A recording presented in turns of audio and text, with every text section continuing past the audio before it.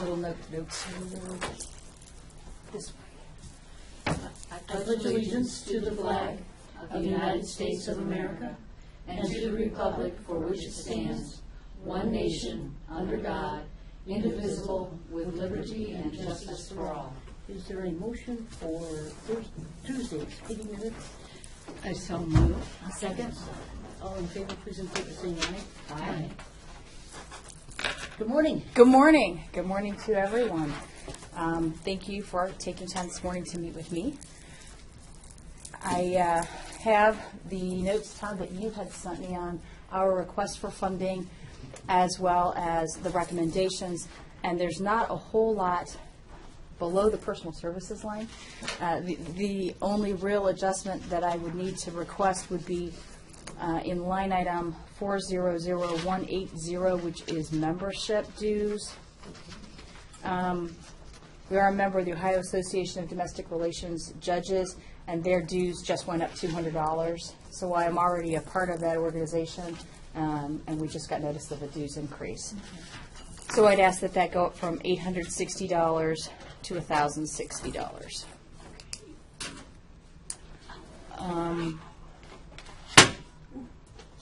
In workers' comp,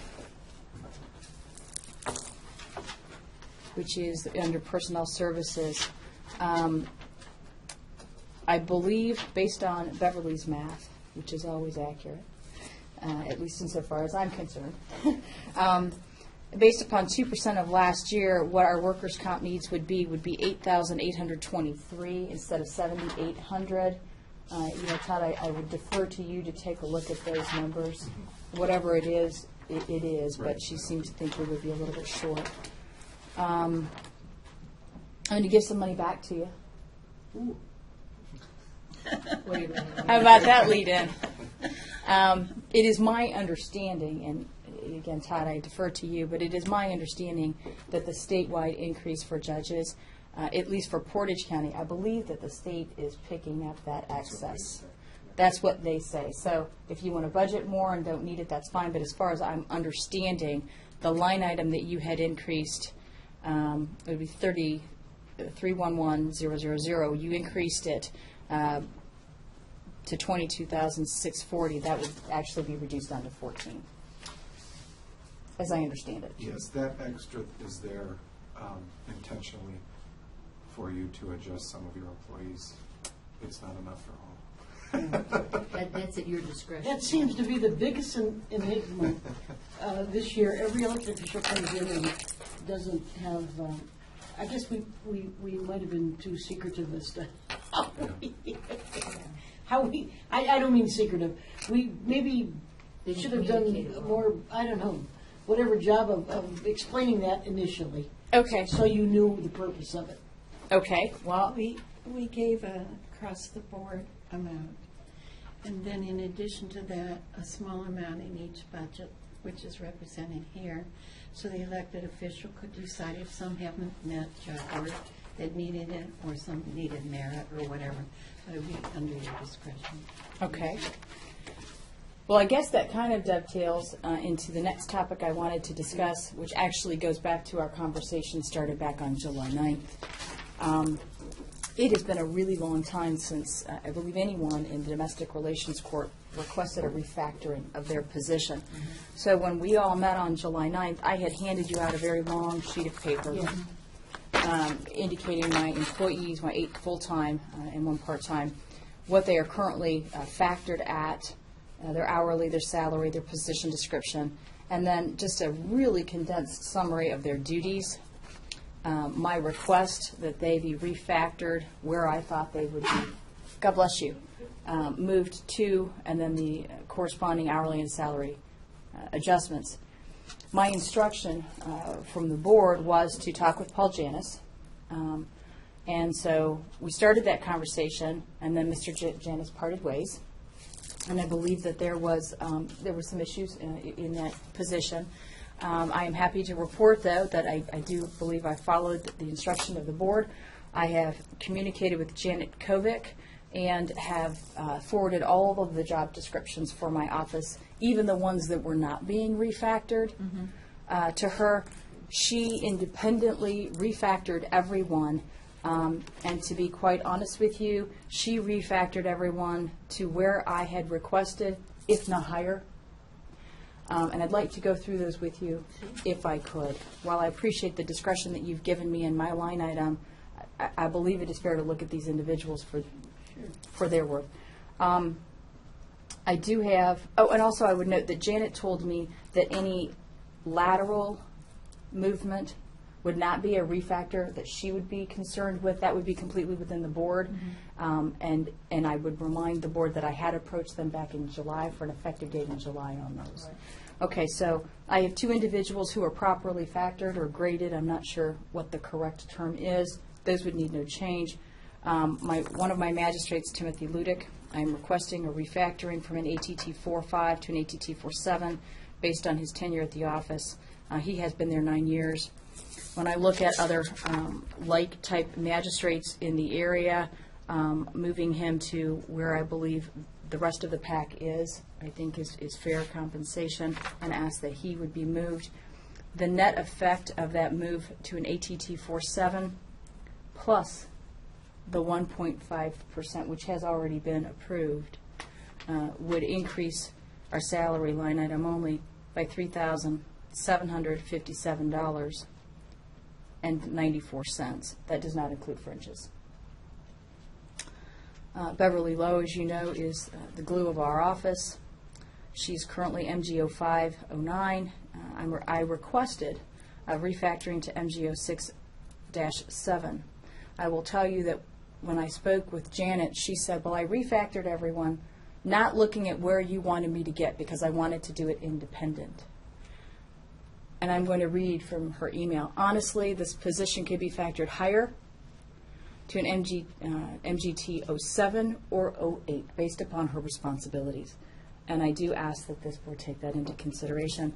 Beverly is our court administrator, she's our fiscal officer, and she is our assignment commissioner. She has many, many hats. Darla is our court reporter, our payroll person, our purchasing person. She's been with the court 27 years. I requested a lateral move, vertical move, from a DAT 5.9 to a DAT 6.6, if approved, plus the 1.5% increase. The addition to the budget would be $1,921.19. Again, that is without fringes. Jessica is our compliance officer. This position was actually changed, and I have a memo from Leslie, whose last name I cannot remember. Lynn? Leslie, was it Leslie Lynn? Lynn Leslie. Yeah. Thank you. That's all right. Thank you very much. You're welcome. The position was changed back on October 11, 2004, and has been paid at the DAT 4 level, but it was never changed formally from a DAT 3.8 to the DAT 4.4. So I am requesting that change be formalized. That change, and there's just a tiny bit of difference in the CMS, it would cost salary line item $337.79. So it's a very, very small change. Alicia Heineman is my judicial assistant / receptionist / secretary. She was hired 4 years ago.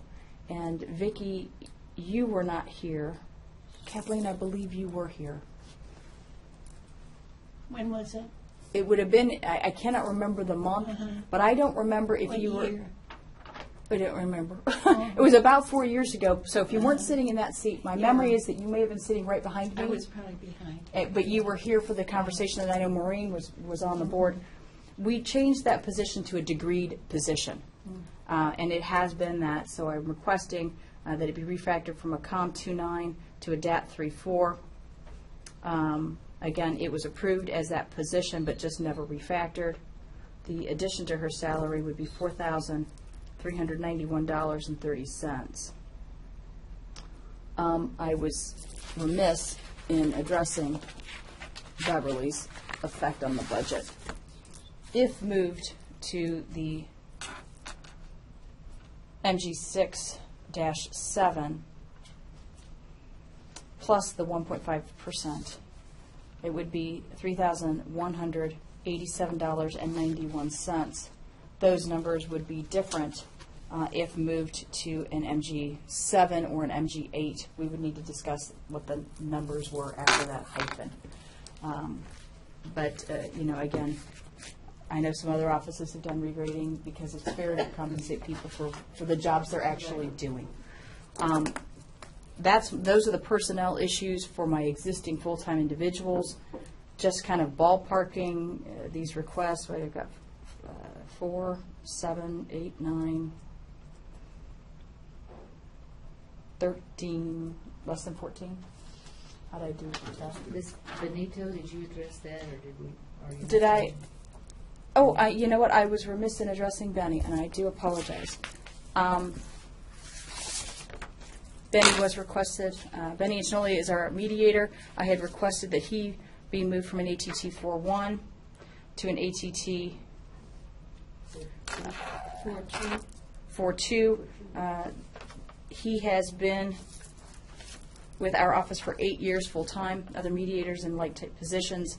I think this refactoring, again, is in line with what we've done. His change would affect the budget for a salary only of $2,829. And I apologize. Thank you for catching that. 2,800?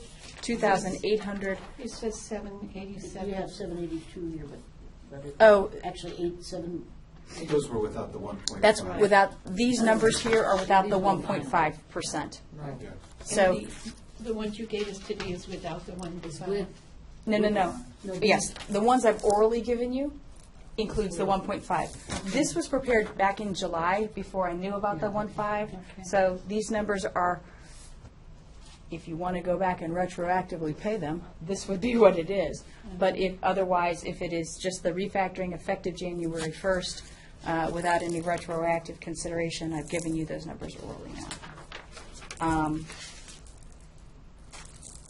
Before I hit the next topic, does anyone have any questions about the refactoring? Abby down here, is that something that you said unapproved, so you're not going to address that? Is that why? I'm going to address that next. Okay. That's not an approved full-time position. Okay. And I had requested that we talk about making that an Okay. approved full-time position. Is it half-time now? 2 days a week. Okay. It is 2 days a week. I had submitted a job description down to Janet. It was approved and graded as a refactored at a COM 4 level. The digit after the dash was not discussed. So she had indicated the rate of pay would be between $12.41 to $16.63 per hour.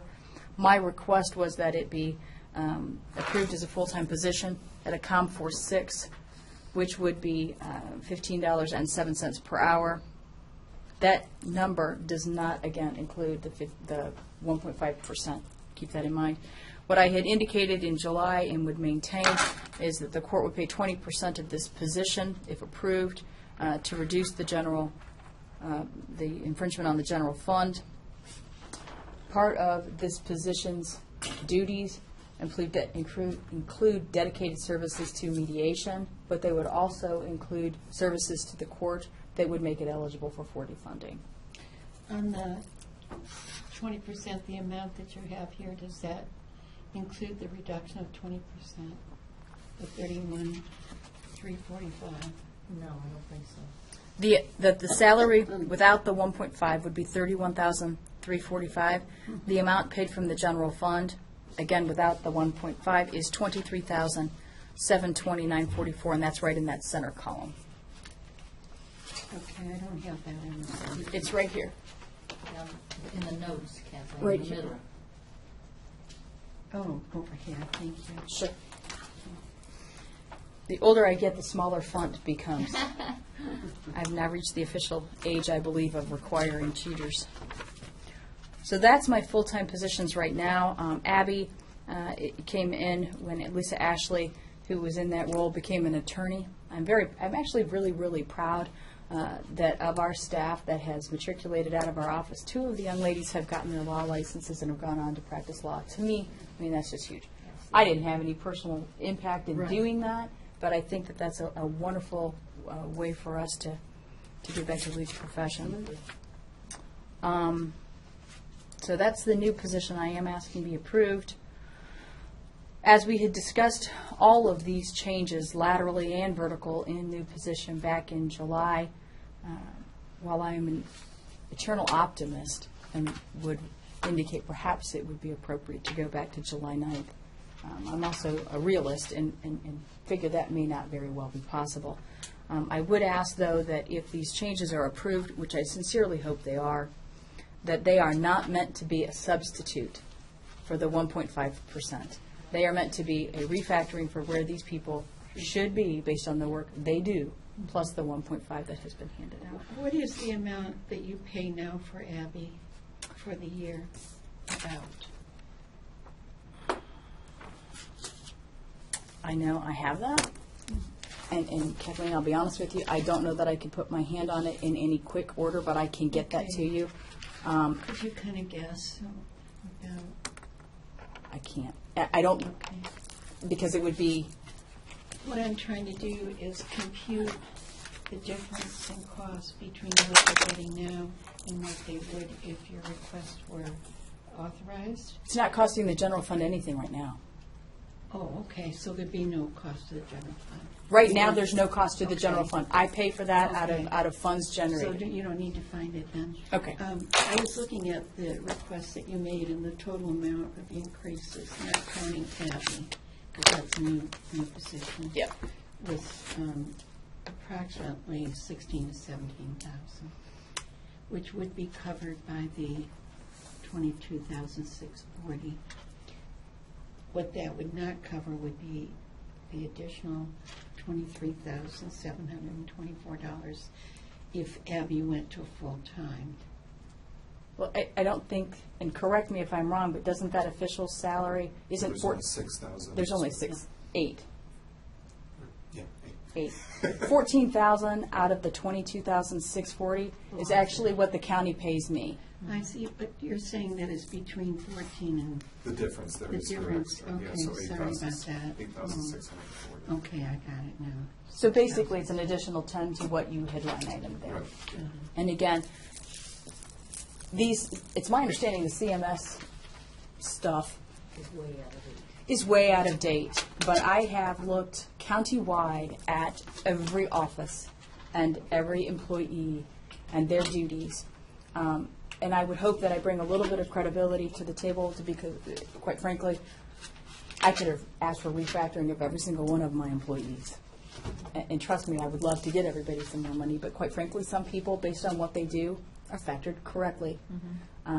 Some people, based on what they do every day, are not factored correctly. And those are the only people I'm requesting consideration for. We appreciate that. And I guess sincerely would ask that become effective in January 1st, plus the 1.5%. That's really all I had. I say all. That's all I had for the 2016 budget. I did have some questions on 2015, but I certainly would like to entertain any questions that you all may have regarding 2016 before I revert back. I just want to be sure I understand the numbers. I think what you're asking for is an additional $33,724 about.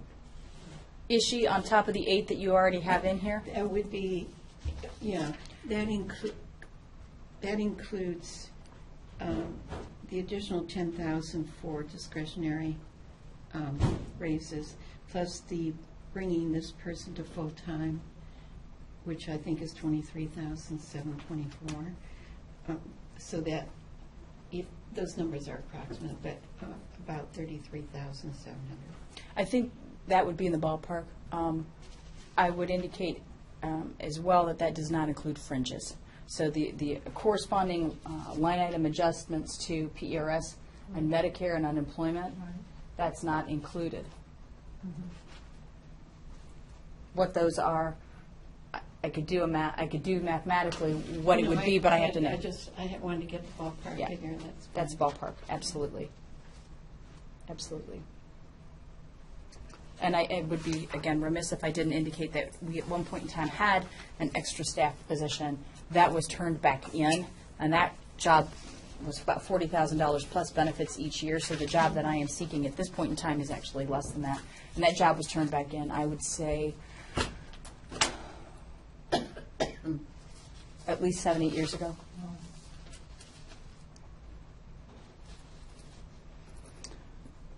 Anything else on 2016 numbers?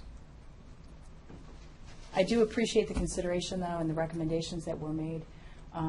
Salary line items are always a hot topic.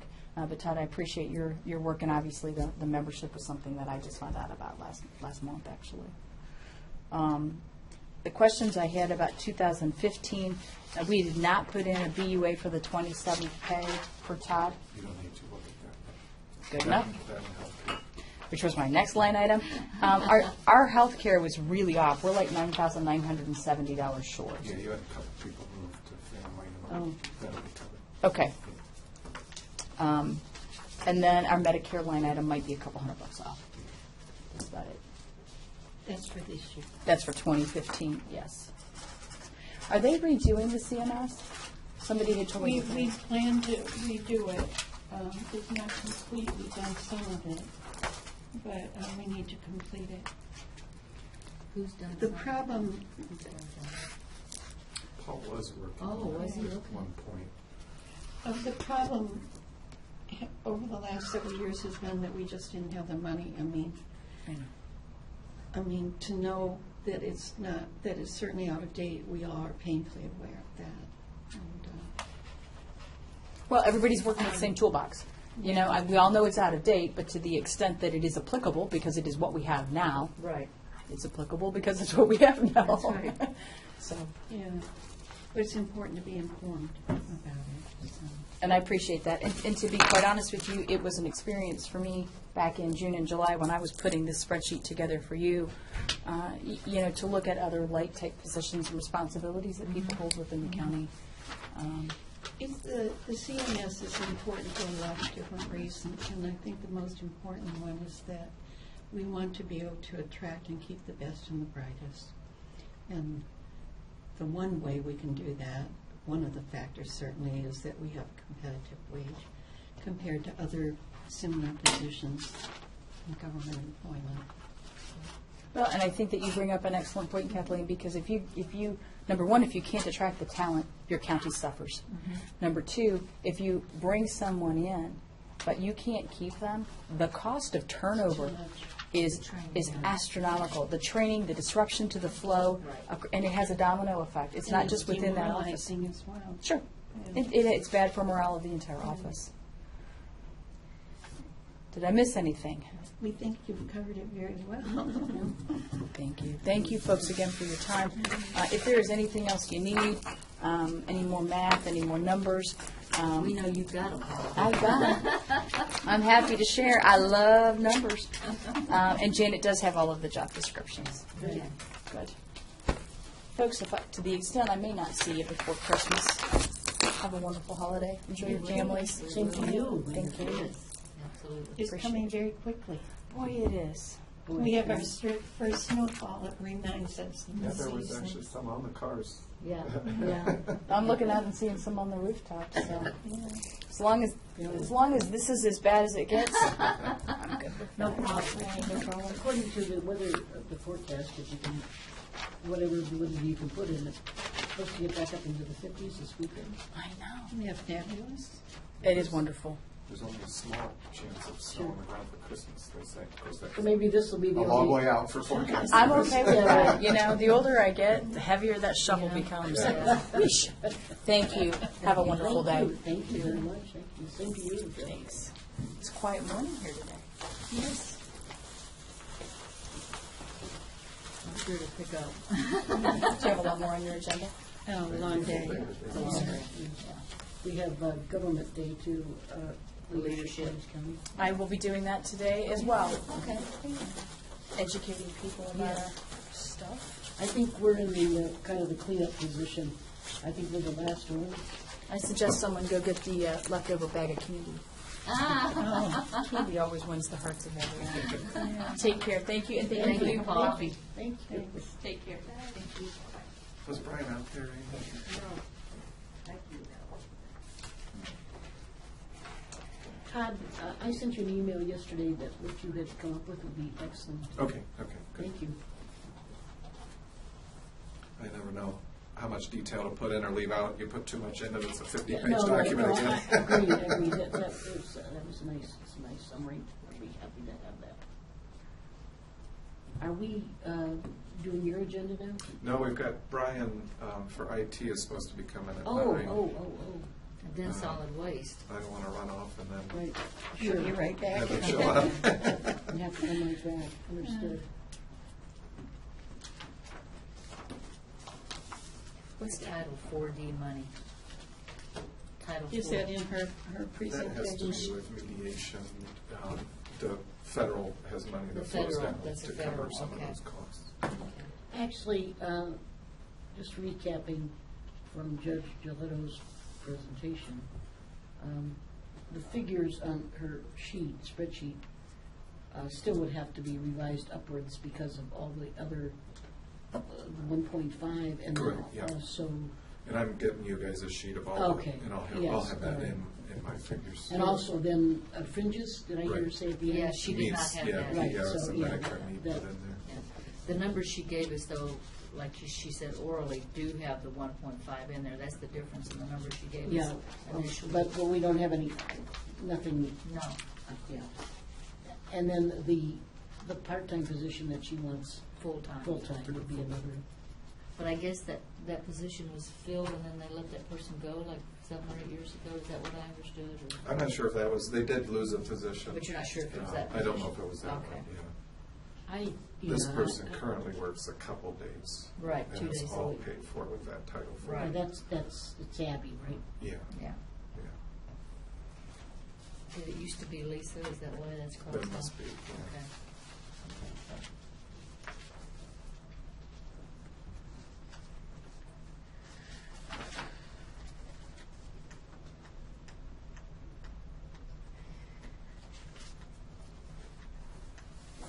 Nobody answered, so hopefully they're on their way. Okay.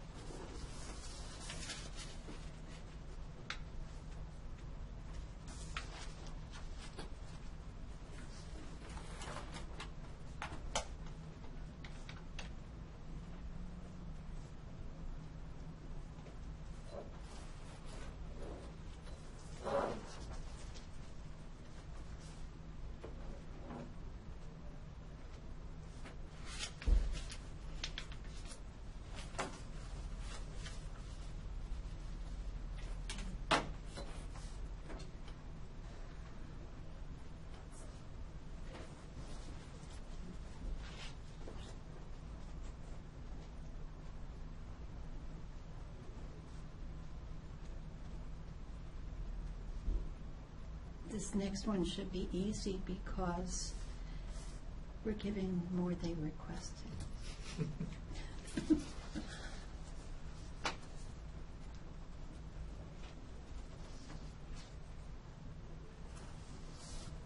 Janet indicated when she came for hers that they had a couple.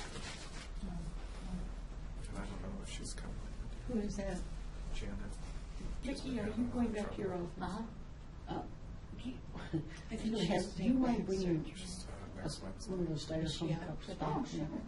You know, She when you has- can. She's been coming in sporadically to just, meet inside and do emails and whatnot.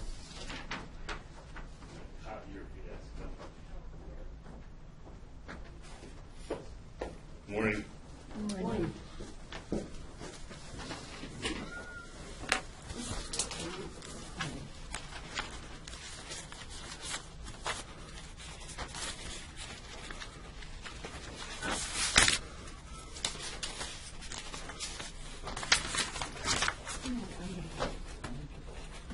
Oh, can we get back? suitcase. Boy, you're doing something, Vicki, by the time I get back here, you would.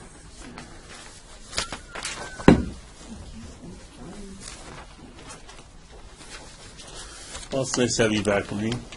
Thank you, thank you. We've lost Janet, though, temporarily, so Oh, yes, I know. hopefully she'll be back We were comparing notes, soon as well. yeah. Thanks, Glenn.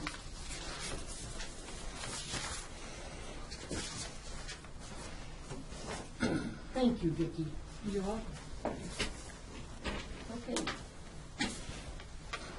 Well, as you know, Janet was unable to be here today, so hopefully she's recuperating from her surgery well. She did have her surgery? Yeah. Yeah. When was the surgery? Yesterday. Yeah. Oh, okay. I haven't gotten word back yet, Okay. but Yeah, hopefully that went. yeah. We were comparing the fact that how the brief the stay is in the hospital, Yes. which, of course, when you're in there, you want it to be even briefer, more brief, whatever. Absolutely. Yeah. I'm thinking they're going to have drive-by surgeries, so who's kind of driving around. Yeah, drive by everything. So, So, well, thanks for this opportunity to come before you and discuss our 2016 budget. There's a few modifications that we've made against the 2016 DBFM recommendation. In terms of personnel, we had several meetings, I think, throughout this year talking about the need for IT staffing and what IT needs to have in terms of people resources to complete the mission that we have with technology. And as I've said before, we're living in this age where everything's being connected. So, we have the new phone system, which is now all through the data network. We've got cameras, security systems, and we've not added any personnel in many, many years. And although we have a very good and competent staff, we need to add a person. So in the salary compensation line, that includes adding a senior IT position in 2016, as well as the corresponding benefits for that position. And Todd, I think I forgot to add on the health benefit line an additional family coverage for that person. 52 salary. Yeah. Okay. yes. Under training, we definitely need to increase our training with our staff to keep them current with the new technology that the county's using. So we've increased training significantly in 2016 with the hopes that we can carry that forward into future years to keep our staff formed. Under the software maintenance category, the increase there includes the new VMware support that we added in the past year, Todd. I thought that was all in the contract. It wasn't for, the VMware support itself is year to year. Okay. As well, Say that again, V what? VMware, that's our virtualized server software I maintenance. thought we did 3 years ago. We didn't do that with the VM. No. Okay. And that also includes annual increases on those software support contracts. And then under material supplies, we'd like to add some tablets or iPads for the staff. Our one new employee, Claire, needs a notebook, and we didn't have budget funds this year to purchase that, so we would like to purchase that for next year with the corresponding software that's needed. And then finally, under furnitures and fixtures, a lot of our chairs in the department are old, they're falling apart. Some of them have rips and tears in them, and so we'd like to replace the chairs for the employees. How many is that? Everybody? 8.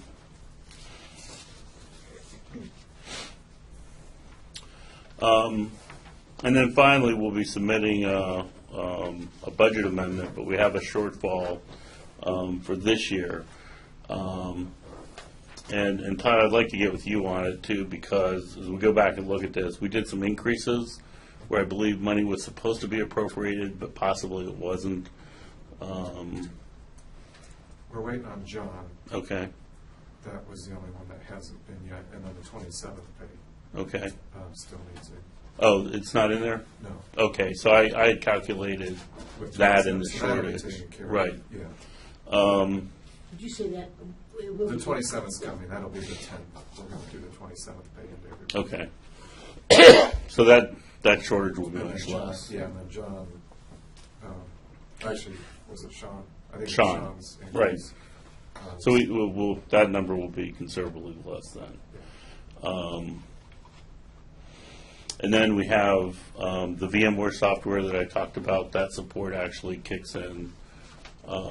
We purchased it in November of last year, so that wasn't in last year's budget or this year's How budget. much is just that?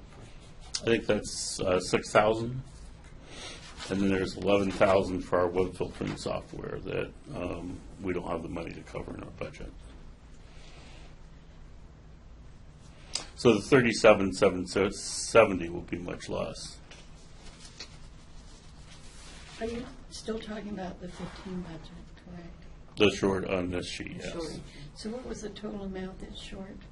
Well, Todd just informed me that the last pay is not included in our budgets, which I was not aware of, So just which the explains to me, because when I looked at the shortage, I'm like, how can we be so far off? And so that makes me feel a lot more comfortable, because that backs out a considerable amount of that number. So we'll revise that. And I'll get with you before the 7th, Todd, so that we can So confirm the- those numbers. The total for the 15, is the 17 for contract software still relevant? Yes. That's still in the supplies, additional appropriation of $1,000 is needed. And we'll readjust the salaries and PRS and med based on those recalculations.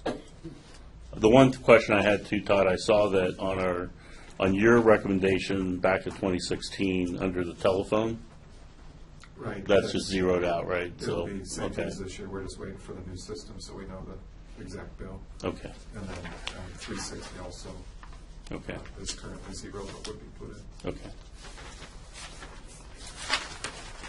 And that's really all I have. We appreciate the board's support of our technology upgrade, and that continues to go well. I think we're on the downside of getting that completed. We have a call today with Courtview to get that part of it rolling forward. And now we're also working with Job and Family Services to bring their imaging server onto the new environment too. So with Courtview and the imaging server, we have all the main servers on the new system. On the question concerning the language in court view for gay marriage Mhm. or same-sex marriage, you mentioned that when you update court view, that will be taken care of. Yes. Can it not be taken care of prior to that? No, Is that because gonna we're happen? running on older software, so we need the newer You can't software. change the language? No. That's going to be done right away. Yeah, I would think, based on today's phone call, I think even before the end of the year, we'll have that new environment installed, and they'll be testing it out. And so then, really, it's incumbent upon the judges and clerk to check the new system out, become acclimated with it, and then just tell us to, that everything converted okay, and to flip the switch. So, and when we did our financial system and payroll system, which is one of our other most complicated systems, that all went really well. So I anticipate the same with the courts. The complexity of it is we're one of few counties that have our entire court system integrated with technology. So when we do these upgrades, it's just not the municipal court or common pleas.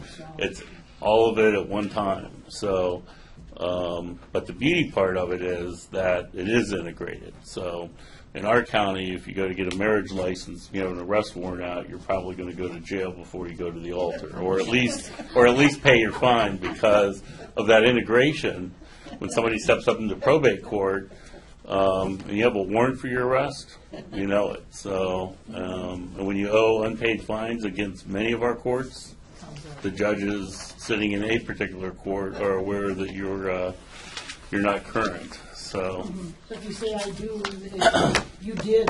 you did, and you might have to go and address that before you can come back to Understood. say I do. So.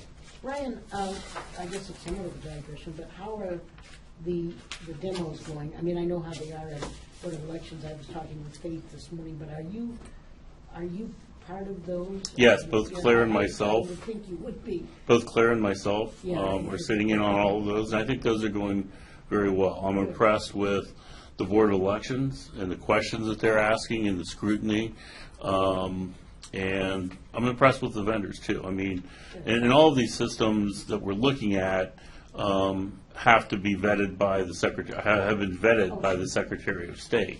But they are unique, and the companies are unique, so we've got to choose the right company that we feel comfortable with and the right product and solution.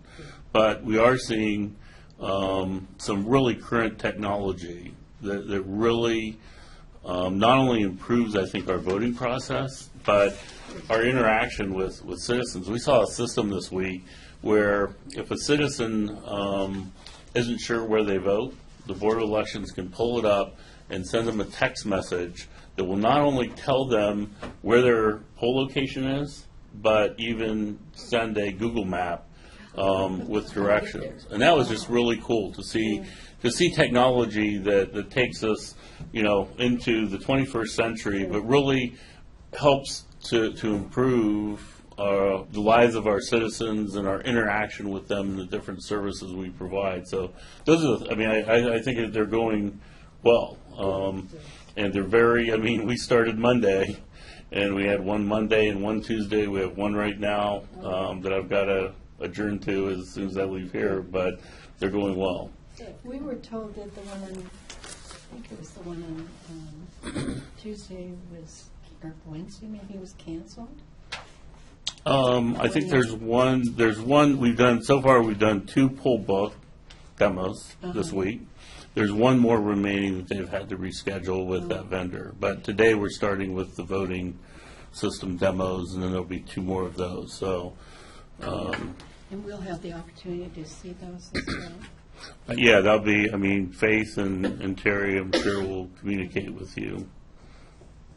And these systems that we're looking at are not new to Ohio. So there are other counties in Ohio that are using these systems. And I think, that for sure will be our other checks and balance to contact other counties and say, what are the great things? What are the bad things? What are the headaches?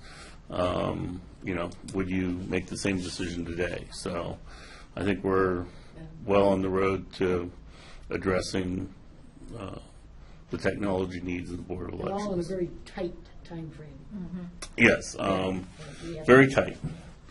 But, fortunately, the 2 things to make it a success are a stellar Board of Elections staff and directors and deputy directors and board, which we have, and then vendors that have proven products. So, Well said. okay, thank you. And thanks again. Thanks for all you do, Brian. Yes, thank you. Glad to have you back. Thank you. Okay.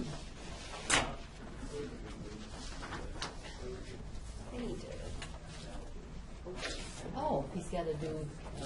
Solid waste. Okay. He's going to show you his new website. Okay.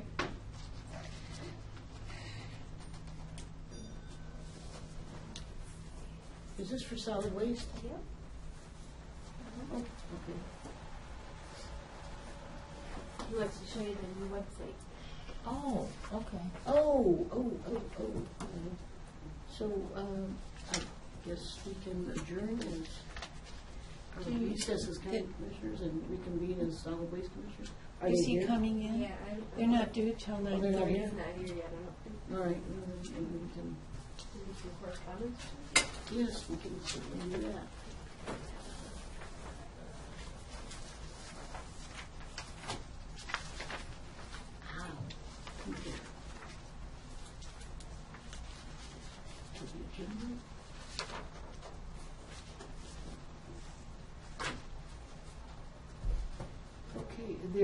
is no correspondence but discussion items.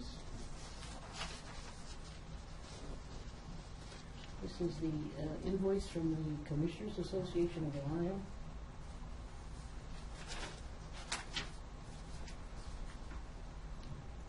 Are both of you, am I ahead of myself here? Yeah, that's covered. Oh, okay.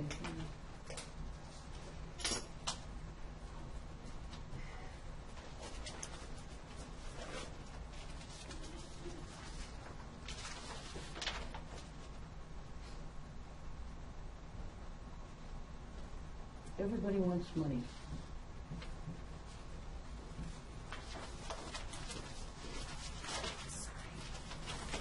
Maureen, I was just talking to Eric Long at Soil and Water about that phone call that you got. Yes. Apparently, all three of you got a phone call Yes. from the woman in Brimfield? Yes. And did she call back yesterday afternoon and Yes, talk to you? it's all taken care of. Yes, yes, it's all taken care of. Kathleen talked to her yesterday afternoon. So Eric said he was behind by a day, but the project's not going to move forward until next spring anyway. Yeah, but he needs to get back to people. Yeah, he did. He talked to her a couple times this week, she said. Did she tell you that, Kathleen? Yes, she started out by saying that Maureen doesn't return calls, the president doesn't return calls, I don't, all of this. She's very upset and angry. And so when I called her back, I explained that I do return calls, and our president, Maureen, is very diligent about returning calls, and that we care about her concerns, and I took her information and contacted Eric and left a message for him. And I understand from speaking to someone from Soil and Water, this really is not Water Resources, it's Soil and Water, which has a Stormwater. separate board of directors and is directed from the state Ohio Department of Natural Resources. So I explained that to her as well, and that I learned that sometimes these reviews do take time. Most of them go very quickly, but sometimes there's complications and it just takes a little longer. At the end of the day, she called. She was I called to tell her to see if things went well, and she was happy. Things are all taken care of. Had Eric gotten back to her at that point? Yes. Yes. Yeah, he actually gave her the letter, he said. She has what she needed. So if you want to call her back, or I can call her and let her know that. I know she thought he was an inordinate amount of time, 6 weeks for the SWIFT. It's a SWPPP. And she prepares, the developer prepares, it's for development in Right. Brookfield. Okay, I just want to make sure. Okay, I wasn't aware she called. Well, I knew she called. We're going to see movies today. Do you want me to come back? You want to start? Back in yesterday. Yeah. Do you want me to come back, or you want to take Bill now? No, I can call. Kathleen stopped you. All right, I think we now are ready to I'll come back. recess the county commissioners and reconvene as police directors. You want to come out? Yes, ma'am. Don't be taking it, don't be looking. Let me get your packet. Okay. Good morning, everyone.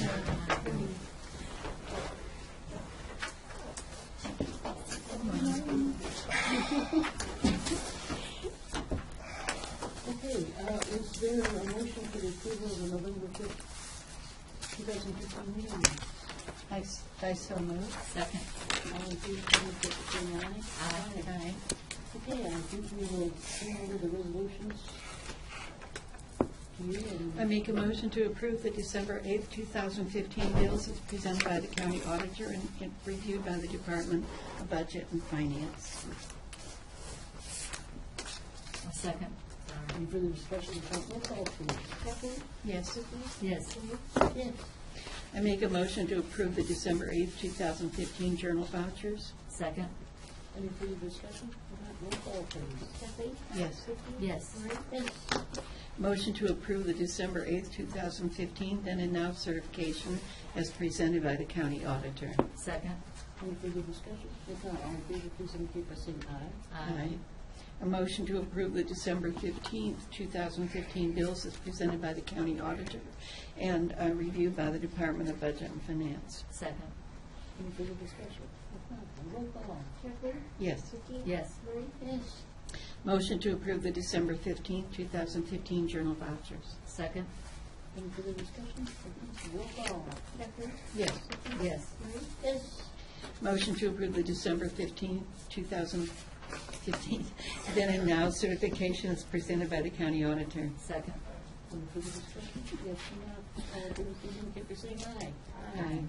Motion to approve the December 22nd, 2015 bills is presented by the county auditor and reviewed by the Department of Budget and Finance. Second. Any further discussion? If not, roll call. Kathleen? Yes. Vicki? Yes. Maureen? Yes. Motion to approve the December 22nd, 2015 journal vouchers. Second. Any further discussion? If not, roll call. Kathleen? Yes. Vicki? Yes. Maureen? Yes. Motion to approve the December 22nd, 2015 then and now certification as presented by the county auditor. Second. Any further discussion? If not, all in favor, please indicate by saying aye. Aye. Aye. Motion to approve the December 29th. We don't have journal vouchers at this point, do we? That was recommended, just to put it on there just in Oh, case. okay. All right, motion to approve the December 29th, 2015 journal vouchers. Second. Any further discussion? If not, roll call. Kathleen? Yes. Vicki? Yes. Maureen? Yes. Does that sound repetitious? I was just going to say, obviously, since the last time I was here in early November, you three have practiced. This is like clockwork. This is impressive. Auctioneers could take a lesson from you three, or a lesson from you three. Okay. Do you want to explain the amendments? No, to the budget? yeah, every year, we have a contract with, it's Robinson Health Affiliates. I'm not sure if it's changed. But per DOT regulations, our CDL drivers have to go through random drug test, and this will cover 2016. I included all of the information that they had sent to me as the backup, including the original contract. Slight increase in prices, nothing more than a couple dollars here, a couple dollars there. And we just do this every year so that we can continue with the random testing. He says in his letter that he's very pleased to announce that there will be no price increases for 2016. Well, I pulled it off of last year's resolution, so I just kind of... Slight ones. Slight ones, yeah. Okay. Is there a motion? Yes. I make a motion to enter into an agreement, enter into an amendment to the Drug and Alcohol Testing Consortium Agreement between Robinson Health Affiliates Incorporated and the Portage County Solid Waste District. Second. Any further discussion? All in favor, please indicate by saying aye. Aye. Okay, discussion items. Discussion items, I have no pending items. And I'm here for, actually, there's one more thing that I'll add, but the first thing is we're here to announce that our new website is live.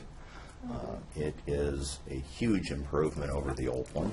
But first and foremost, our new education specialist, Kelsey Shackelford. Kelsey is the one who, it's her job to keep the website up, and she has taken to this website and really made some good improvements. One of the things that I like the best is that little blue box there, Let's Talk.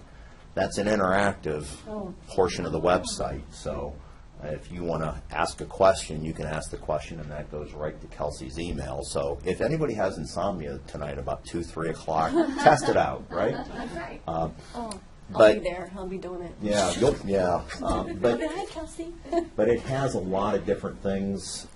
Amy, if you could scroll over to About Us, you'll see we have the board about the solid waste district.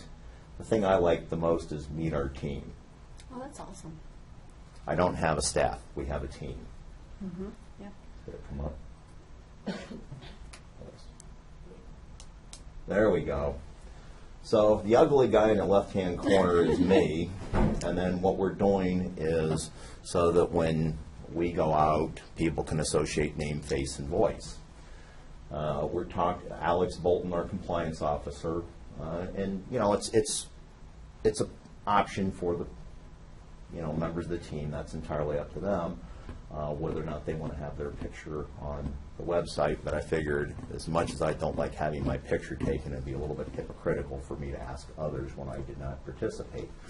But do you have the policy committee maybe? yes, the policy committee is right below, and once we meet with them, we're going to, and really for all three of the board members, the policy committee, we want to put their photos on there as well. Oh, So, I just wondered if. yeah, well, we don't put any contact information there because that's not really what we should do. I mean, it's pretty self-explanatory if people want to Google who the policy committee members are.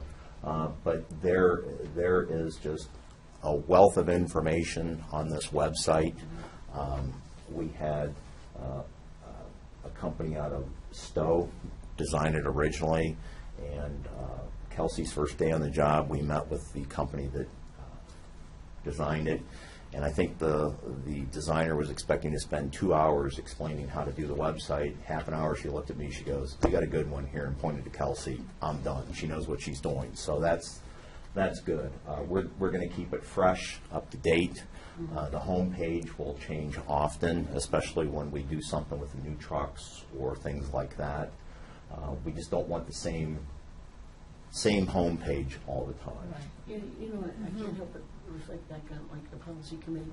I think because, and if they would do their pictures, it gives a familiarity or establishes that many of those people are known in their communities. And that'd just be my opinion. That'd be a good Right, thing. yeah, and I have checked other districts, and that is commonplace. Oh, is it? Yes, and so, yeah, that was one of the things, too, that we looked at, is we want people to be familiar with who serves on the policy committee and who the district staff is. But, yeah, so it's live, and if you look in the upper left-hand corner, that is the design that will be on, or part of the design that will be on the new trucks. That way we can kind of separate ourselves from everybody else. So When we go on the Portage County website, there's a link, right? there should be. And when we press the link, then we come to this. You should come to that, yeah. Or you can just type in portagerecycles.com. That's our homepage. But it's important that it be on Right, the yeah, I'm pretty sure that it is, yeah. I'll double check. Can you check? Yeah. Kelsey, can you go back and explain to me let's talk, is it? If a person, whatever time, during normal working hours or whatever that is, clicks on that, then there is an immediate response? Do they get any indication back? Yes. I'll be back to you in 15 minutes or an hour? Or If they click to, like, if they send it, it's basically an email. It's not necessarily a chat thing. Oh. It's just an email. It'll send directly to me. And I mean, it's happened about 3 times already in one business day where I was able to get right back to them because it pops up right in my email. I obviously have that open at all times. If they are to do it at night, I get right back to them. It's the first thing I check in the morning. So, but that is a good thing. I might be able to do, if I leave at night, I'm going to see if I can maybe do one that will say that. Thank you. There's one more item on discussion, and this just happened yesterday, but I'll bring back legislation on this next week. In 2012, the district wrote a pass-through grant for Habitat for Humanity for a brand-new box truck, and I met with them yesterday. They are down to that one truck again and approached the district about doing another pass-through grant. It would be an EPA grant like we did last time. I explained the match. And then I pulled from my files all the electronic versions and sent that to them. It's, other than just writing the grant and acting as a pass-through, that's all the district does. But I'm letting you know that I'll bring that back for permission next week. It was just, yesterday, and I did not have time to make that adjustment on my agenda. Amy just tested that, and that is on the Portage County website, right? Did Okay. you just pull? Yeah. I got it from the Department of Solid Waste. But it was on the Portage County website that you clicked the Department of Solid Waste, and Yes. it came up here, Yeah. so. And one of the things, too, that since it's Christmas and Santa Claus is good to many people, Kelsey has also designed a page where Christmas items. It tells what you can recycle and what we prefer you not give us. We should probably say holiday items. That's rather what I than- did. I Yeah, said holiday. sorry. I Sorry, did. my bad. So, other, Oh, I still say Merry Christmas. yeah, I know, I'm old school, but, yeah. It's fine to do that. Understood. If you say both, because the holidays are December 6th, Right. starting then. Right. And that's why I put it up so early too, because Yeah. they also figured a lot of Yeah. Christmas parties and stuff. So. All right, other than that, I just need a couple minutes in exec session, and Okay. Make a motion that we go into executive sessions for personnel. This is for hire. we have a resignation and potential discipline. Okay. Second. Include that in the agenda. Roll call, please, Amy. Kathleen? Yes. Yes. Marie? Yes. Thank you, very nice. Very nice, Kelsey.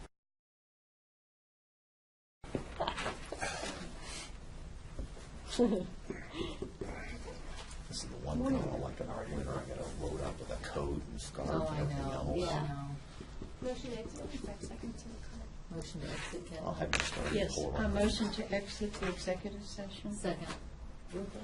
Kathleen? Yes. Vicki? Yes. Yes. Yes, there is. We're accepting the resignations of Ed, Janet, and Bill. Janet can give you the specifics. That's it. All right, thank you. Have a good day, and I'll see you next week. Motion for journal entry? Motion for journal entry? Yes, a motion to approve the journal entry for today. And I'll second that. Any further discussion? If not, all in favor, please indicate by saying aye. Aye. Aye. Motion to adjourn. Second. We are, all in favor, please indicate by saying aye. Aye. We are adjourned. We will now reconvene as county commissioners.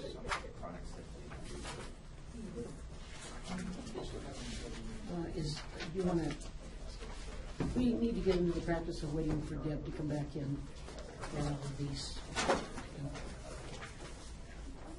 actions. I notice there's no precedence file in today's group, but this, I think, is for you to sign. Thank you. That one.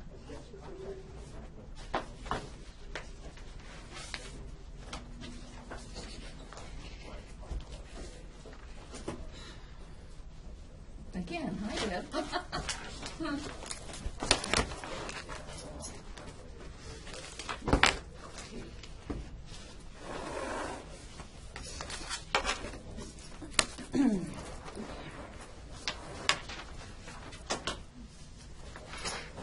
We're on number one. So your CCAO dues are here. You could forward those to journal entry. Yeah, just as a point of, and I should mention this to Amy, because usually there was one, the red president signature file is missing. Folder that usually is in here. Is there something just for you to sign? We think just- it's NDS. Yes, and I Maybe. did sign it right now, but. It was in Aha, here. There it is. It was in here, but it wasn't in the folder. Oh, okay. All right, now we have the folder back. Thanks, Amy. Okay. Okay, where are we? On discussion items? Number one would be a journal entry, if the board would like to. Oh, this is, yeah, about $9,000 for a lobbyist, our lobbyists, I guess you would call them. That's how I do it. But we want to add this to journal entries, declare CCAO for our dues. Okay, so that'll be added to today's journal entry. Number two is just to acknowledge receipt Yeah. of, and is that what you just signed? Is that what you signed? No, Oh, something NDS, different? that was for NDS, and it was. I think we're all to sign it, correct? It just says one.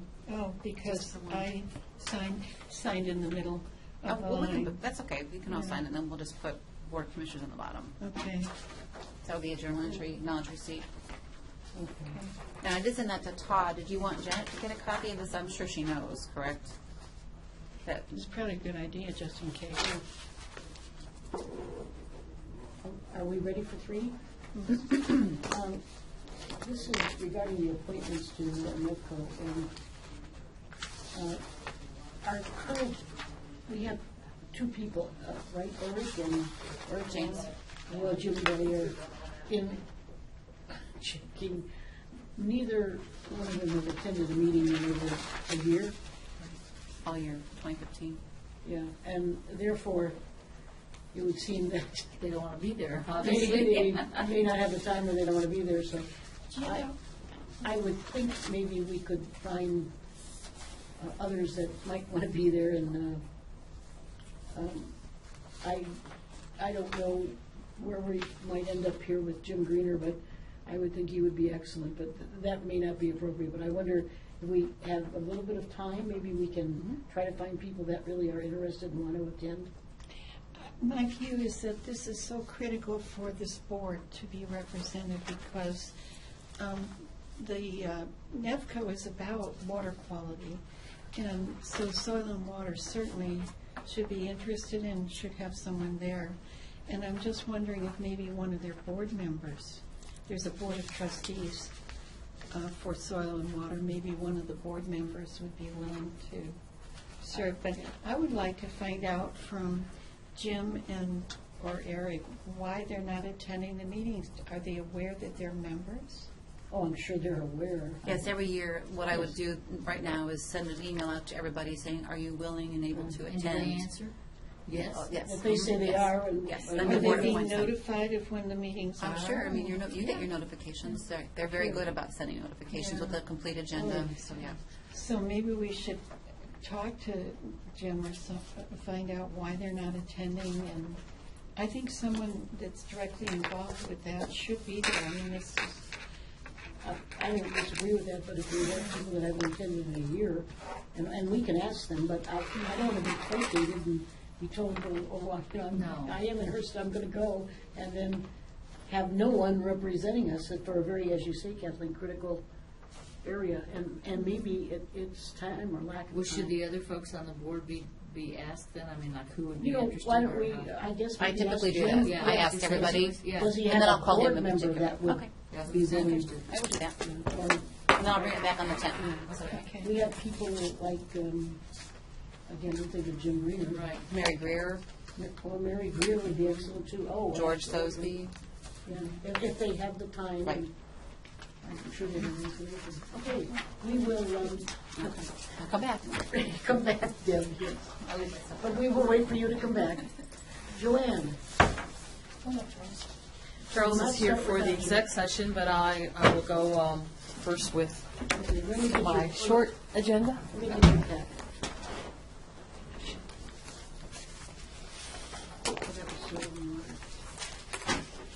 Soil and water. That was solid waste. Okay. Good morning. I make a motion that we approve plans, specs, and estimate of cost, and set the bid date for the construction of the Cracker Barrel Pump Station upgrades in Ridgetown Township for water resources. Second. Any further discussion? If not, all in favor, please indicate by saying aye. Aye. Aye. A motion to approve plans, specs, and estimate of cost, and set bid date for the construction of the Shalersville to Brimfield Water Transmission Main in Brimfield Township for water resources. Second. Any further discussion? Not all in favor, please indicate by saying aye. Aye. A motion to accept and award the bids for the purchase of various chemicals for water resources. Second. Any further discussion? If not, all in favor, please indicate by saying aye. Aye. I told you that was your quick, huh? All right, we've got the blue sheet, some updates.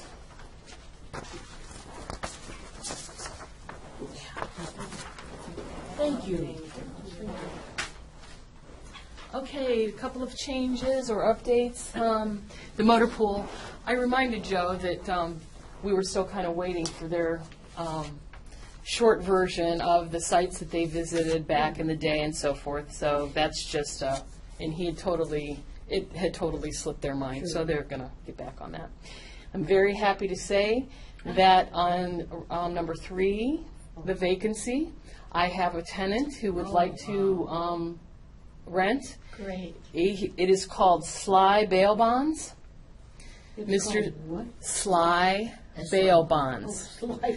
And Mr. Sylvester owns, he's got bond Oh, places in understood. Cleveland, Canton, Akron, and would like to have this. It's right across from the courthouse. He thinks it's an excellent location for him. So I'm going to be in the process of getting the lease going on that. I thought you were going to talk about the bartending. I was so excited we're going to be able to.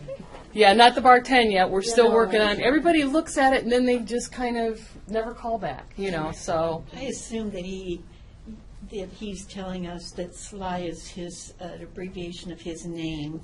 yes, that's what I said, Mr. Sylvester. So yeah. Okay, down to the Kent Courthouse on the concrete. I'm trying to get the judges and the prosecutor together because I was trying to get all of us and everyone together in a one room to talk about it. But for various reasons, everybody's going to be gone. So I want the judges to weigh in on what they really feel about what's there. And then I know Denise has a meeting with you guys scheduled on the 15th, and I figure she can talk with you all about it. But right now, I'm still hoping to get the judges together. At least two of them have committed to do that on the 9th. Other than that, everything else is kind of status quo.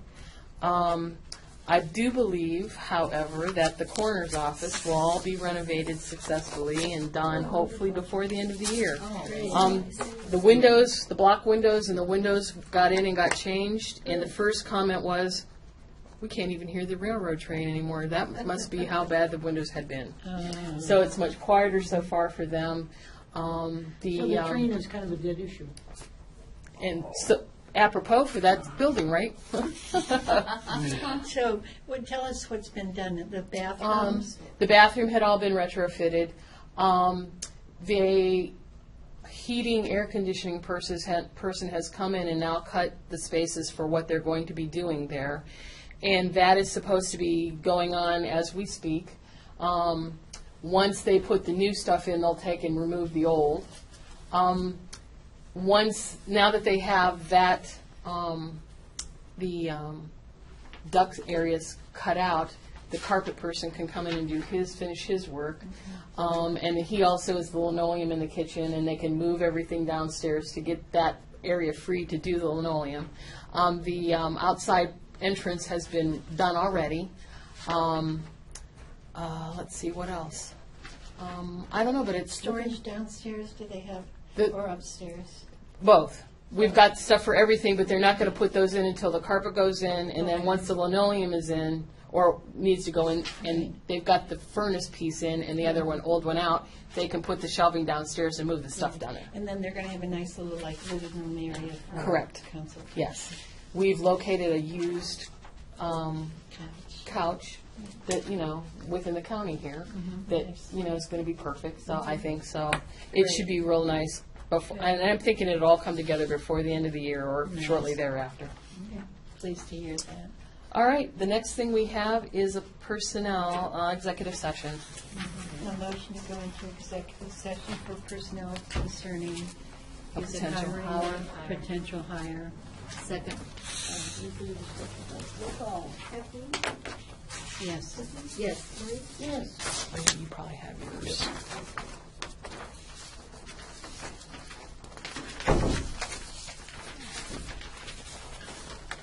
It goes to Maureen and Kathleen. Thank you. Yeah.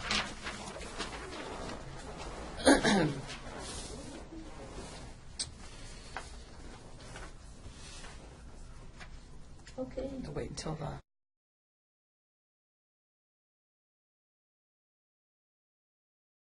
Exit? I'll make a motion to come out of I'll executive session. second. Roll call. Yes. Yes. Maureen, Yes. is there action? Well, there is. We're going to, Make an offer. yes, an offer will be extended for an electrical. Person in the building department. Yes, electrical. Inspector, yeah. All of these categories, electrical inspector, building inspector, electric, safety inspector, it's all So here. there's several. Yeah. Well, it's all the same position. Yeah. Electrical Yeah. inspector, I think it's called. Yeah. Well, no, there's two positions. The one, what was his name? One's new, one's existing. Right, Is that one's new correct? and one's Right. existing. Ted is. I the think one it's called existing. an inspector, isn't it? Electrical, Electrical inspector is the new, electrical safety inspector? and the building inspector is the existing. Okay. We can get that from Joanne and Charles. Gotcha. Got some backup then for me. Okay. Oh, you're here for budget. I'm here for my meeting, Yeah, and then cooperative. Ohio State is here for the Yeah, election. well, you know, I hate to keep Ohio State waiting. Why don't we have them come in and do yours? Yours are just, I just have those Yeah, 11 right, resolutions. Is that okay? We just, as Yeah. fast as we Yeah, can read them, we'll get them yeah. done. Do you want me to go grab them? yes, They were yes, out I there. hate to have people waiting. And we'll just do these because they're, and then he's coming back to talk about the real, Oh, here, let me give you a for development one here.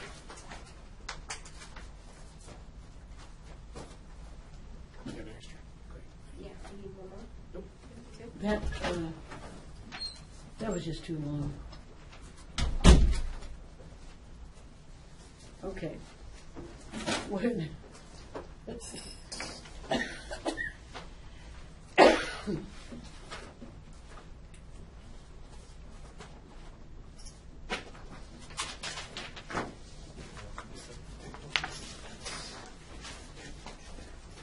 Good morning. Hi there. Hi.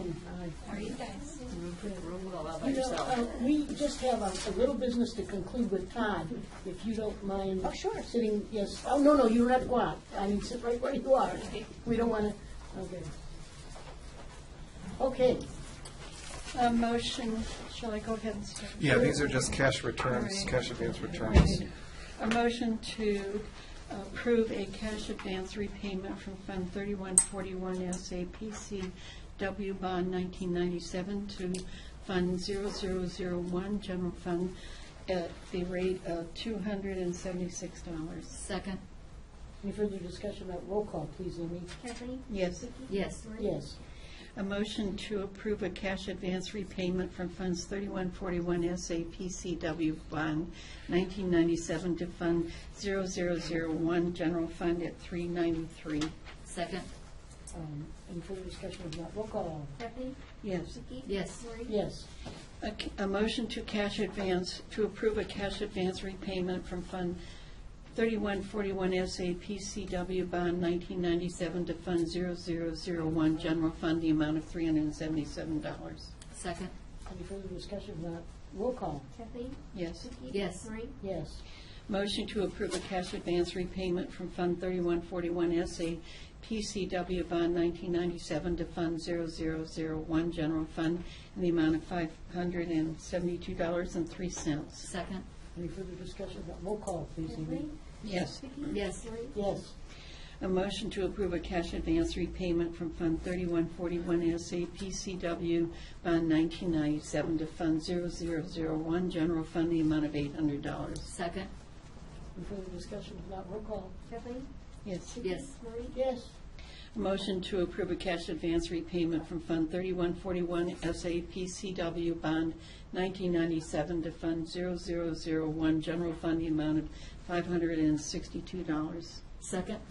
Any further discussion about roll call? Kathleen? Yes. Vicki? Yes. Maureen? Yes. A motion to approve a cash advance repayment from Fund 3141 SAPCW Bond 1997 to Fund 0001 General Fund at $709. Second? Any further discussion about roll call? Kathleen? Yes. Vicki? Yes. Maureen? Yes. A motion to approve a cash advance repayment from Fund 3141 SAPCW Bond 1997 to Fund 0001 General Fund, the amount of $844. Second? Any further discussion about roll call? Kathleen? Yes. Vicki? Yes. Maureen? Yes. A motion to approve a cash advance repayment from Fund 3141 SAPCW Bond 1997 to Fund 0001 General Fund in the amount of $2,566. Second? Any further discussion about roll call? Kathleen? Yes. Vicki? Yes. Maureen? Yes. A motion to approve a cash advance repayment from Fund 3141 SAPCW Bond 1997 to Fund 0001 General Fund in the amount of $170. Second? Any further discussion about roll call? Kathleen? Yes. Vicki? Yes. Maureen? Yes. A motion to close Fund 3112 SAPCS Fund 1982. Second. Any further discussion? Roll call. Kathleen? Yes. Vicki? Yes. Yes. Are you sure that was all necessary? Yeah, I was thinking, could that not have been one fell swoop and all went back to the general fund? We could have put it all in one Yeah, that's resolution. what I wondered. But it's nice, though, to have a number Well, matching sure, the theme. but could that not have been just the attachment? I mean, you want that specific language in there, I understand. Yeah. Makes it And we- easier and for we the weren't going to audit. forsake Yeah. that, but perhaps in the resolution it could have been Yeah. just a suggestion. Thank you. Thank you so much, appreciate it. Oh, you're not going anywhere. No, I'm not going to let that man in the Oh, front. come on up, please. Well, good. Yes, yes. Good morning.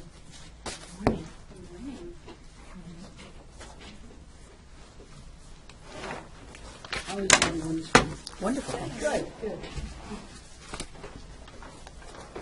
You don't want any cash advance repayments while you're here. Cash No. advance would be great. Okay, I don't know about repayment.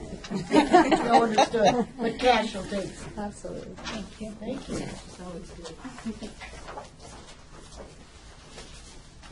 Thank you.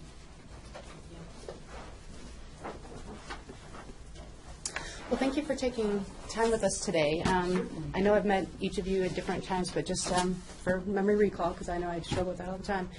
I'm Jackie Kirby Wilkins, the Northeast Ohio Regional Director for OSU Extension, and so I have the 21 counties that are in the Western Reserve and what we call the Crossroads era. And so we brought a few individuals with us today, just real quickly, if you want to introduce yourself. My name is Ashley Allen, and I'm the 4-H extension educator here in Portage County.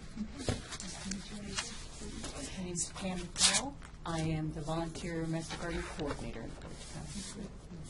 And we thought we would have, obviously, them available for any questions that you might have about specific things. We did also bring some items that we'll distribute to you. One of them is our 4-H newsletter that goes out, news and notes to all of the parents, advisors, and youth across the state. I'm sorry, not the state, I guess the county. That keeps them up to date on all the different things going on. And then also just a brochure that highlights some of the benefits of having been in that program in particular and what some of the different project areas are, because a lot of people think that it's all livestock related, and a lot of times it goes well beyond that, so it will give you some titles for that. In the folders that you have, this should look familiar to you. We had sent this copy of this cover letter out to Mr. Bragg and CC'd you all on it in June, with just a bit of reflection on kind of where we've been in the past as it relates to budget and funding for the program. What's probably not on there is the reduction in force that had to been done over the years based on the budget that had been available. And I think, we've had a couple of chances, Commissioner Chandler, to talk with you and express our appreciation, and you as well, Commissioner Frederick, about the support that we continue to receive from the commissioners. It's a tremendous level of support, and we appreciate that. What I have in here is kind of in the letter a summary of why we're asking for what we're asking for as far as the budget. And then I want to just touch on what those proposals are and ask you if you have any questions related to it.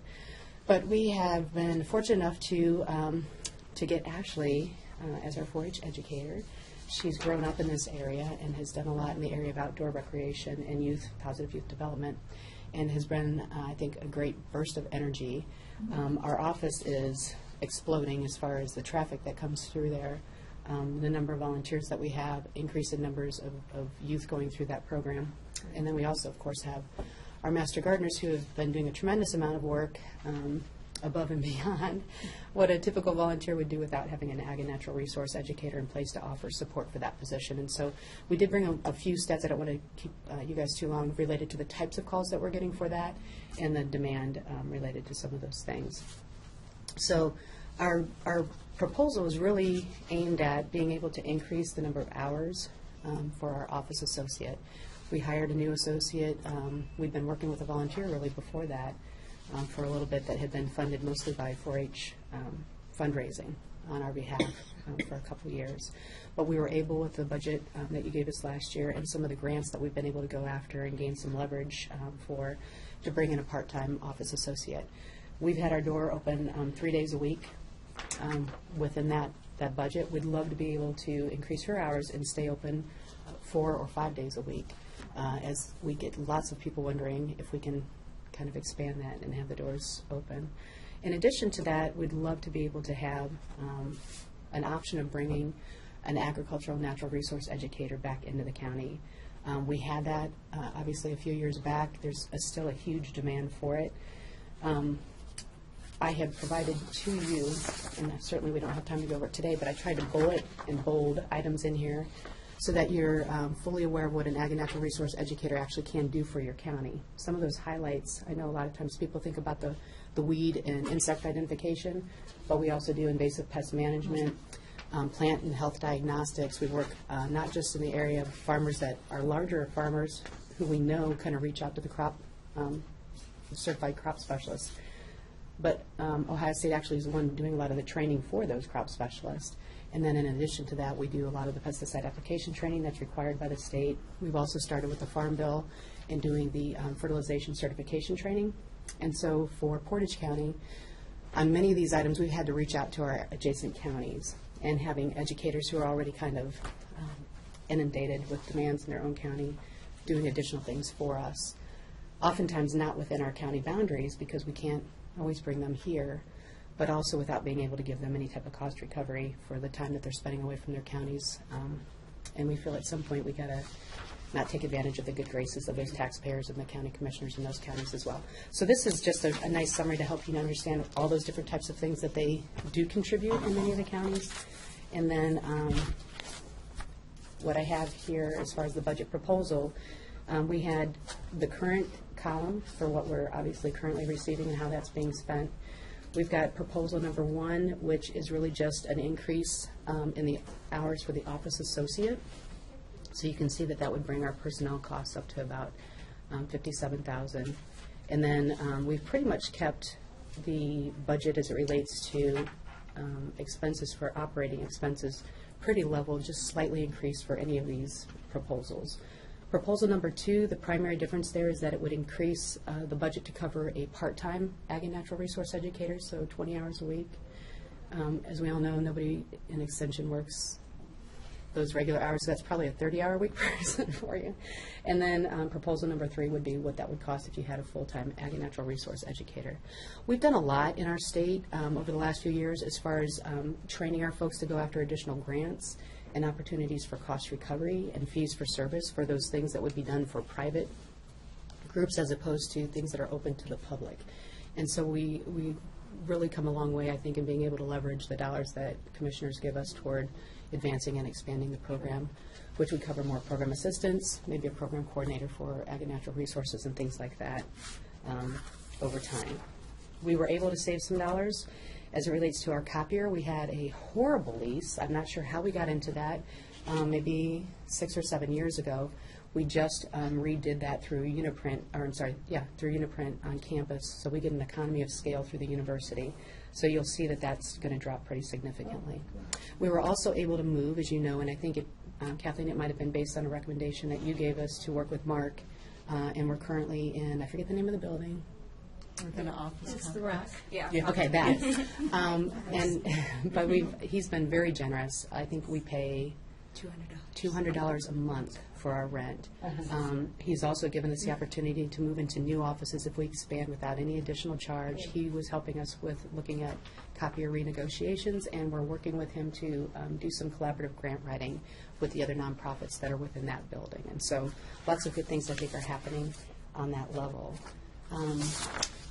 Quickly, I just wanted to share another item with you.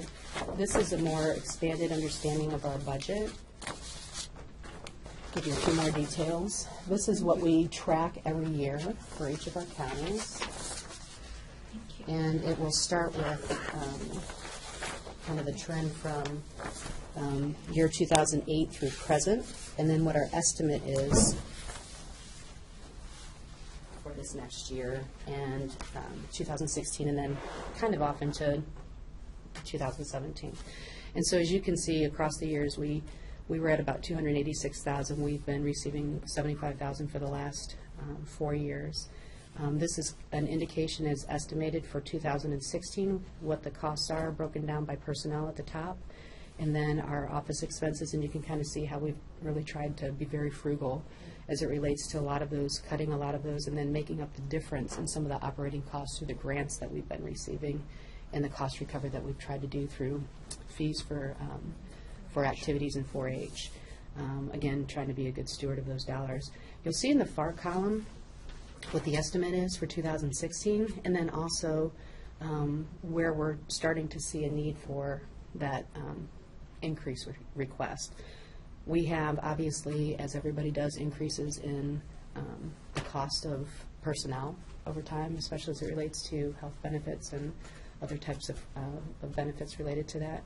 And then we also have a bit of assumed 2% inflation as it relates to the cost of operating. Mm-hmm. So you'll see that in there.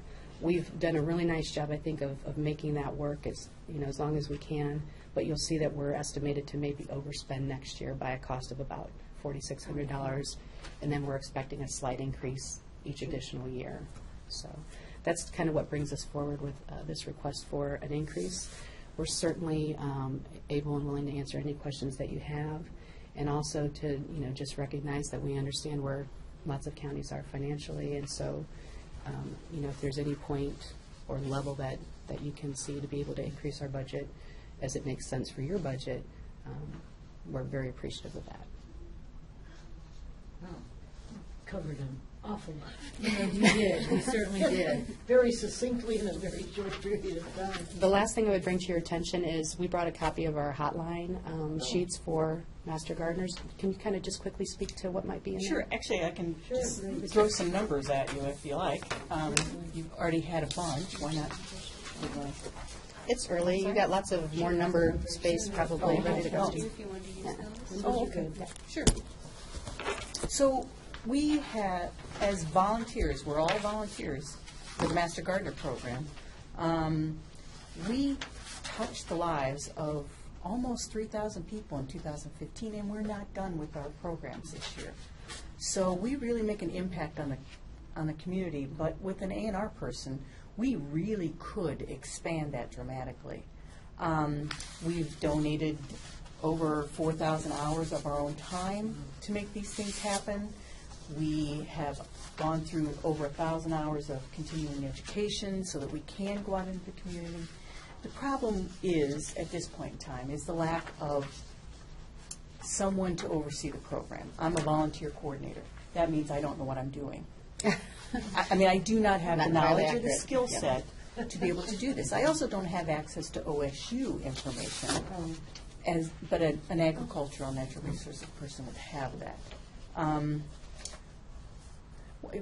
Real quick, we've had over 25 requests from different organizations in the community. That includes schools, daycare centers, developmental centers, disability centers, for help creating gardens on their sites to try to teach people how to grow their own food.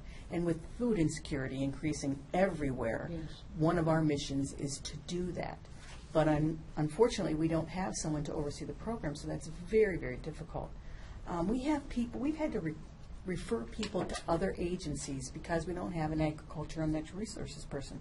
People call about large-scale agricultural issues, crops and livestock. As a volunteer, I don't have that information, but a trained A&R person would have that information. A lot of our calls are requests for help developing community gardens, school gardens, etc. A lot of our calls are, I want to become a master gardener. Our program is floundering right now because we don't have the expertise to teach another round of interns. We're fumbling our way through Providing the monitoring and supervision Yes, of the existing and future master especially gardens. with all the rules and regulations that OSU has, as they should. We get a lot of questions asking, you have the numbers, you can. Yeah. So I was going to pass this around. You guys can, I only brought one copy, but you can have this. These are certainly the types of topics that they're covering. So entomology, beneficial and pest insects, invasive plants and species, lots of requests around ornamental, animal pest issues, pathologies of ornamentals, food preservation, weeds, attracting wildlife, lawns, garden design. You can see the vegetable pathology. You can see the wide range of questions that just even our master gardeners are getting. Mm-hmm. Many of those topics that they can't handle, that would include things related to, the soil testing, pesticide and fertilizer application, vegetable and fruit production, raising poultry. All of those things then get rediverted either to other agencies or other extension educators of different kinds. So I will Did you give say this to you. attracting Yeah, so a lot of times you want to attract some kinds of wildlife that help Believe it or you not. get rid of the bad kinds of wildlife. And then also in the gardens, it's really interesting because they'll do, they call companion gardening, so that you can use less pesticides and do more of the organic, which is really obviously becoming very popular. So you can actually use different types of toads or plants that either attract or detract other things from coming, and then, of course, the butterfly gardens and things like that. So I'm going to pass this to you, and you can kind of share that.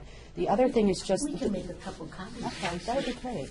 And then we also have just this, so you can kind of see the level of detail and types of calls that we're getting. This is just a snapshot. It's not our full database, but it'll talk about, it'll give you a date of who's called, who it is, and you might recognize some of the names of your local constituents, where they're affiliated, and then the reason for their call, and then the kind of answer that we've given. And you can see on here in the answer, most often it's us giving them to another educator in another county. And so, Thank you. yes.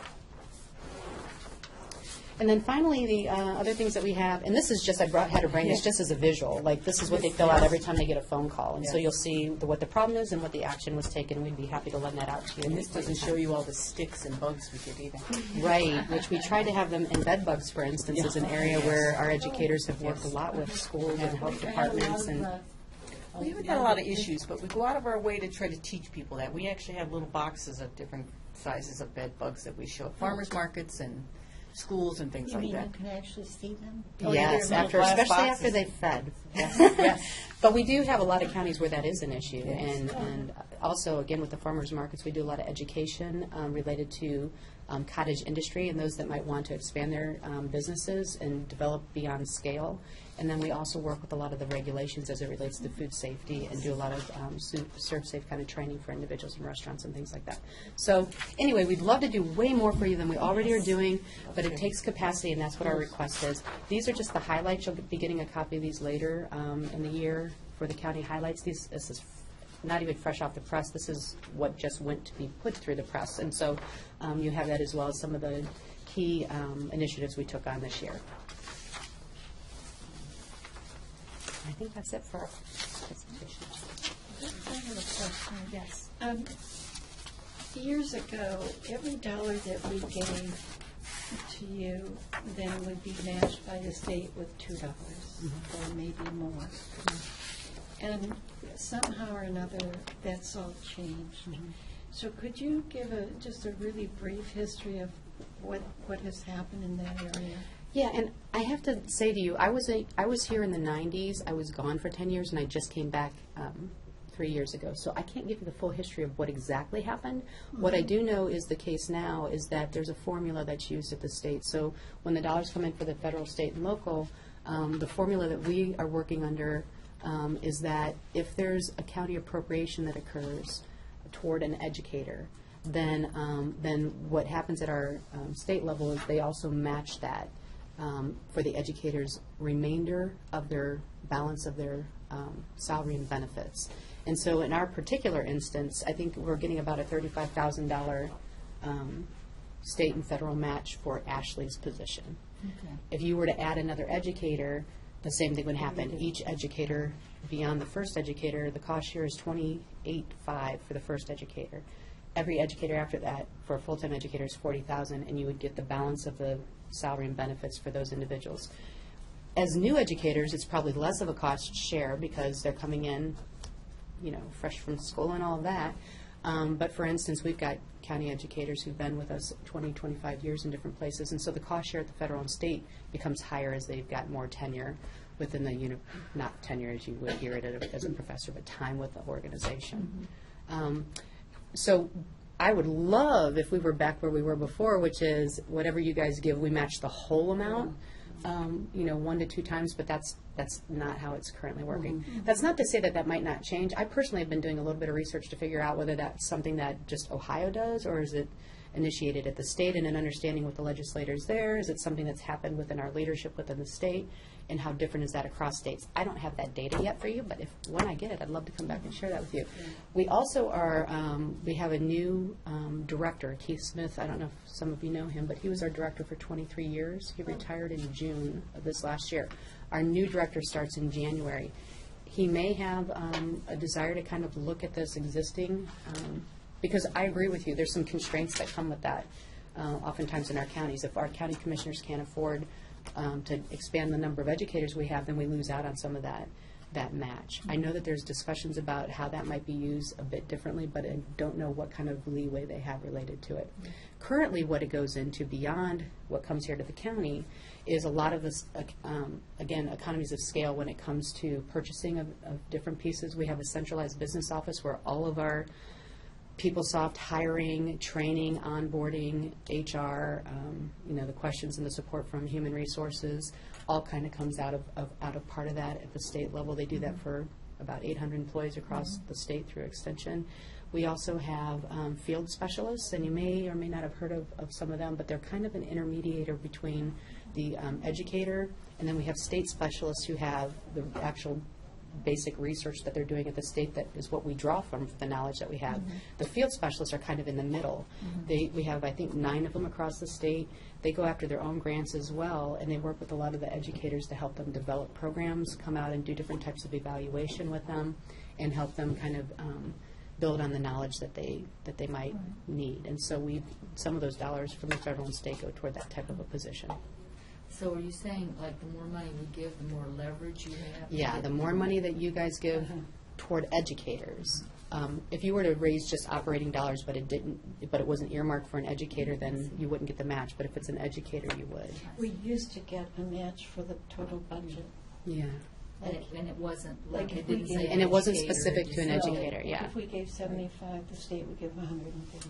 Wow. But then they changed it, and they'll only match to a smaller degree, or to a lesser degree, only for certain positions, but not for the total budget. And Kathleen, I think you were asking about the history of that. If I had to make an educated guess about it, a lot of that change happened after I left, which was 2001, and before I came back, right? So that would have been around the time in 2006 when we started seeing really dramatic decreases in the amount of dollars that came from the federal government, and also cutbacks at the state. And then also tough times within counties. And I think we've also seen a big difference at the point in time that they took the local government funds and kind of reduced those dramatically, which has hurt us a lot. And so with those conditions, I know that if you look at a pie chart for Ohio State and where our dollars used to come from, federal used to be a pretty significant amount, and state was a very significant amount, and the commissioners played a really key role. Well, the commissioners have kind of stayed where they've been at that key role and done everything you can to kind of maintain that. But we've seen drops in the level of the state and the federal. And so we've had to have this new slice of the pie called other that used to be this big, that is now this big. It's about 25%. And those are the grants and other types of things that we are doing to kind of make up that difference. And so that's, I believe, why they changed the formula, to make sure that they would have the ability to maintain. Unfortunately, at the local level, we've seen a drastic decrease in the amount coming from the state. Right. I mean, drastic. And we've been pushing for you guys, by the way. Like anytime we have a chance to talk to any of our state reps and others, we really do push for the ability for the commissioners to have some of those dollars back, especially by way of things like oil and gas taxes, so that it wouldn't go to the state, but it would go locally for the infrastructure, and then also for the local government funds. Which would allow us then to pass that on to Absolutely. entities like yourselves that come in and are so dependent. Absolutely, absolutely. It's frustrating. You feel that? Todd, did you have a? I had a couple of questions. On the A&R educator, that would get a match? Yes. And you have 40,000 as our share for full-time, does that person just make that much more than the 4-H educator? Is that why it's? No. The first educator in any county is 28.5. And so that educator, based on their education and experience, would come in usually between 35 and 55. Oh, we pay, and then we pay up to 40. You I would thought pay you were saying 28.5 out of that full cost. Right. And then on the other one, the second, third, fourth, or however many educators you have, that cost share is 40,000, and we would pay the balance of. So until we get to 40,000, we don't get a match? No, you're getting a match now. No, on the first one, I'm just talking about the. Oh, no, we would match you at any percentage. So if we do part-time for 20,000. Then we would pay the difference between whatever their salary and benefits would be for a part-time position.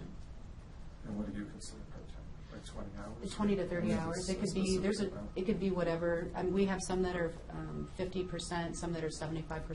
We've done 80-20 before. And then in your proposal, number 1, you have any initial increase going towards an office associate? That was our Is it possible proposal. to have that directed towards an A&R We educator? absolutely could do that. That would be what We the could do commissioners that. would decide. Mhm. Yeah, and the difference would be that we would still not be able to open the doors. I'm always hesitant to open the doors when I'm not sure if our educators don't stay at their desks. They're out doing a lot of programming and a lot of, like with A&R, a lot of field visits and working with commodity groups. And so I would hate to open the doors and not have somebody there. We've had fabulous volunteers for about 6 months before we got Ashley and our office associate. One day a week, we had volunteers that kept the place open for 2 days a week. So without the office associate, we might still have limited days open to the public, but they're still working the hours. They'd be able to call them. Right, they'd be able to call and get called probably the next day. So the associate lets you open more hours, Mhm. and the A&R educator allows you to provide these additional services. Exactly. I'd like to follow up with Todd's question, if I may. Is it possible that you could use all of the money that we give you for those areas where you can get a match? So the question is, could we put all the money toward educators and then the balance of the operating dollars would come from a different source? From another source, because that way you would leverage more money. Yeah, I think, as most of you know, there's kind of line items within this and some flexibility as you move through. The answer to that is, we likely could do that. The only concern that I would have is that if there's a year where we're not either getting good cost recovery or fees for different things, that we would fall short on some of these operating areas. But I, with you, would love to be able to leverage more educators, and those educators bring in more dollars. And so optimally, the answer is yes on that.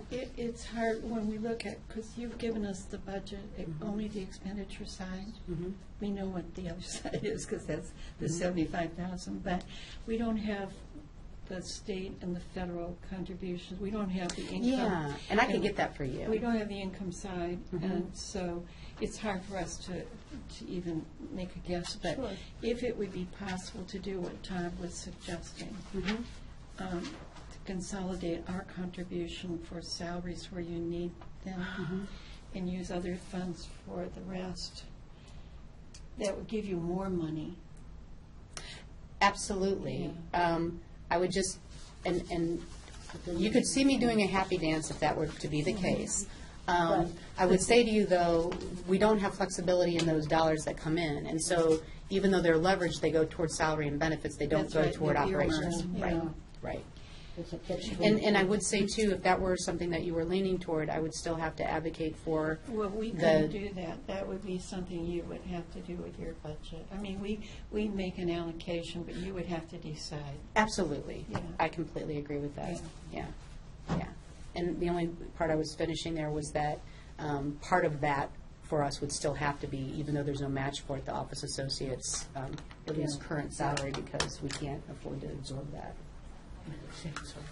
So that could be the exception. Yeah. It would be a good thing, but it would be detrimental. I mean, it's just the It would irony be that- better than where we're at, Yeah, and it would be right, a but it challenge still for would- operations, but I think I might be up for that challenge. So, yeah. Okay. Thank you so much. Appreciate your time. Thank you so much. Did you want to leave this? Thank you all for coming in. Thank you. Thank you. And thank you for the work that you do. Oh, yeah, yeah. Yes, absolutely, and I think I brought it and meant to hand it, so let me give you mine. Oh, Amy, there were a couple of copies, a couple of charts that, okay, that we kept, but we could make copies of these and then we could give them back. These other items, as I mentioned to you before, these are really just helping you understand the different types of projects and what they are, because I think a lot of times people, when they think of Portage, they think of the fair, but they don't necessarily think about what's being learned with these projects. So, I was interested in the chart you gave us because used to be, I would think, get a lot of calls about canning and all that kind of thing in the fall. And this year you got like one call? Yes. and that's because people know we're not here. Oh. We've turned away so many people over the last couple of Oh, years. they for don't that call sort of back. thing. Now, having said that, anytime I've refilled an FCS educator position, the calls have immediately reoccurred. And I also have, and I could send it to you, I developed information on FCS educators and the fact that they cover a wide variety of topics, all the way from prenatal all the way through death and dying. And so a lot of people are used to the food preservation and canning, but they're not also aware of the fact that we do couple enrichment, we do a lot of parenting and child milestones, child abuse, neglect, prevention. I might have already given you some of this. I'm talking and multitasking, so I apologize. You gave me this already. Okay. Thank you. So I'd be happy to forward that to you as well. We get a lot of calls about cooking turkeys. Oh, we usually do, and we actually, believe it or not, even though this is one of the areas that people think about us for, but it's not the primary area of focus, we do a lot of information related to menu planning, the cost, the unit cost of a Thanksgiving dinner, how to make sure that you're thawing it the right way, because salmonella obviously increases over Thanksgiving because people are using less good practices as it relates to that. And then we also do pressure canning testing and the thermometer testing. So, thank you so much. Thank you. Thank you. Thank you. Amy, do we have public comment? We have a letter that I need to. Oh, okay, because I would like us to be able to conclude and get out of here and get back. The part that we're really interested in everybody seeing is some of the benefits. That's what I'd like to What hear. letter is she referring to? Mary Greer sent a letter. She said she couldn't come to it. I don't have it. Well, she's got it. Oh, I didn't print it out because I knew they would. She just said she wanted it read. She couldn't come for public comments. And this is Project Central, so you can go online and just look at any of the projects.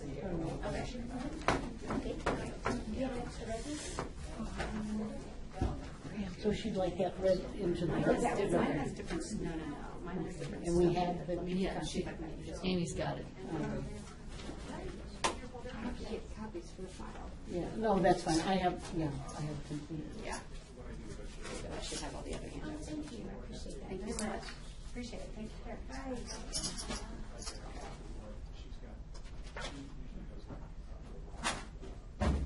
We have a letter to be read or submitted into the file.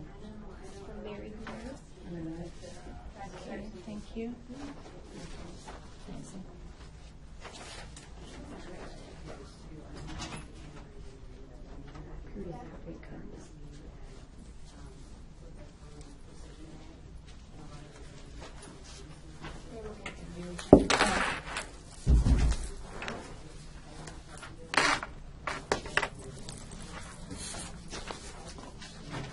While you're at it, this just came in from one of the directors as well, same type of issues. You'll see it again on the 10th. But I thought you might- This is from Amy Cooper in Lick. Is it for today? We're going to put it on the agenda today, but it's the same issue that Mary Greer is addressing. Okay, Safety. this is new. I mean, Mhm, something just came in. Okay. The irony is we. Do you want this read in the record then? Is that what Mary's asking? what she It is asked. asking. Shall I read it for the record? Mary? Well, yes, certainly. All right. This letter is from Mary Greer. She generally comes to speak, and because she can't be here today, she's asked us to read her comments. We're on, right? Okay. She says, "I'm writing to you today to ask you to consider some important security measures for the 7th floor of the Commissioner's office. I am not acquainted with the other floors, so I'm not excluding them. I'm simply addressing what concerns me about the 7th floor. I realize that security is expensive. However, given today's climate of armed individuals who solve problems in harmful ways, and given the public exposures that you all have, I think precautionary security is an important step. I believe that bulletproof glass doors could be installed between the elevators and the front desk on the 7th floor. People wishing to enter for meetings and appointments with you and other staff could press a buzzer, identify themselves to the person at the front desk, and be buzzed in. In addition, really good surveillance cameras at the outside doors, in elevators, and in all floors at elevator exits and stairwells would provide a measure of security. This idea eliminates the idea of a whole building security officer, a weapons-grade identification machine, such as at airports and other more expensive and completely complete security system. Please consider this suggestion. It's from Mary Greer from Ravenna.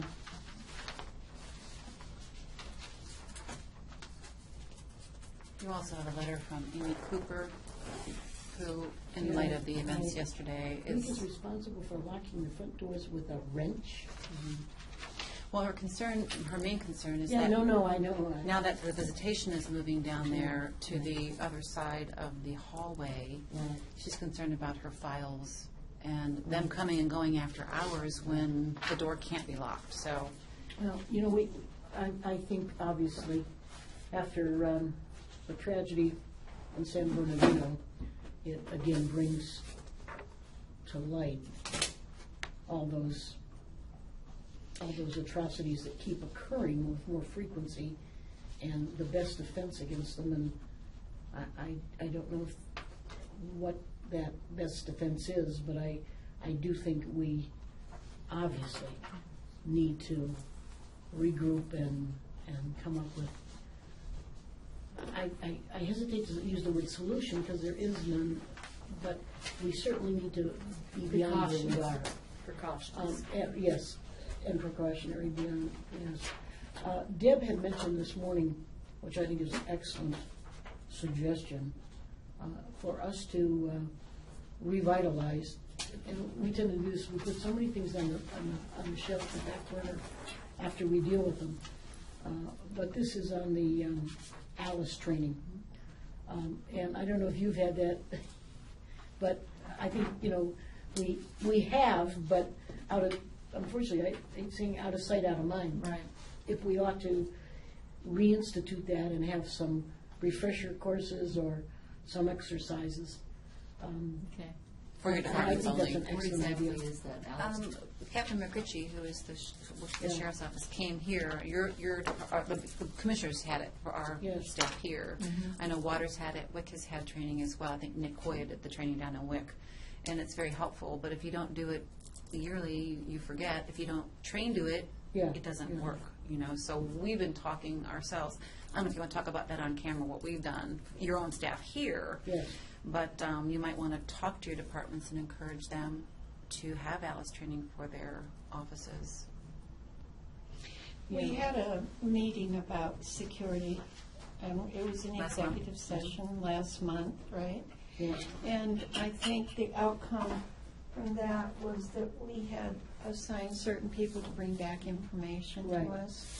So we probably should schedule another meeting to get those reports and also discuss security again. It should be an executive session, and we are taking action for some of the suggestions that were made, as reflected in this letter. And maybe at that meeting, discuss other options as well. So the same attendees as was at the first meeting? Yeah, and I like your idea of doing some retraining. I've taken Alice twice. Mhm. I remember a lot of it. But, refresher course is certainly helpful. Well, I would think we would want to get something out to all departments, even all their elected officials, those that have not had the training, to please think about doing just that. So just to your departments, correct? Pardon me? Just to your Our departments? department, yeah. Well, I think maybe we could ask, just as a general, Yeah. whatever for other elected I officials. think the treasurer was very involved in the last meeting and had some suggestions too. As I was saying, I think we should go ahead and do that with our staff, but Okay. also other elected officials, just reminding them if they have not had the Atlas training, that we would strongly encourage them to do that. I may contact Captain McRitchie first and make sure he's willing to do Yeah, that. right. That might be a Well, good sure, idea. Yeah, sure. okay. You're right about that, Okay. but I think that's. I'll draft I something for the think board to see. We should do Okay. that, and yes, we do need to meet again. Rather than us asking them to come back, I would have assumed the people that were working on this would be bringing the I don't know. information back. It was to a us. exec session, I think, right? yeah, well, yeah, Joanne was working on a good piece of it, and I'm trying to think who else was. Probably, it was probably left to Joanne to And- accumulate all the Bring it information. together. bring it And back. Brad was going to look into some Oh, things and for Brad. his department. She's suggesting in this letter a key fob for the front entrance of the clinic. They would have to lock it down, a magnetic Yeah. lock. So, that's something that we could do that would make it more secure. She talks about a method to secure Yeah, come on in. a method to secure the front reception windows when the clinic's closed. Well, when the clinic's closed, wouldn't That door be locked? when that This is the reception window where people can, it's a big hole. Anybody can go in through it. so she what the- wants, because we could do, refer this to Joanne too, because we did something, I think, on the third floor for where they're taking money. And that, you're right. But I think, though, of referring things to Joanne, I'm thinking of the one item we referred to her was the building in Lisbon. That is still hanging out there, and again, I think what tends to happen is out of sight, out of mind. I think the I would board, still like us to go ahead and proceed with selling that building, so. did you talk to the We have the commissioner? security remnants of that meeting. Did you talk to the commissioner from Columbia County at the Joanne meeting? I did, no. Did you? They said no? Oh. And I don't know what success Joanne had talking with the gentleman that. Mr. originally- Dickey. Mr. Dickey, I think what she told the board, we have it somewhere, it's on your staff, your pending list, was that there is nothing in writing that says they will purchase the building. I don't know, did the board ask her to call and see if he's? I'm not averse to assigning something else to Joanne, but I think it's, Well, she's taken on the responsibility, Yeah. I think, of looking into security issues for right, us. no, agreed. Again, there's just so many things. Where would you like to? I don't know with security. Again, she was going to compile some information. I think we just need to ask her when she might be ready to give us that. And then add these to Yeah. the same meeting Yeah. agenda, Yeah. right?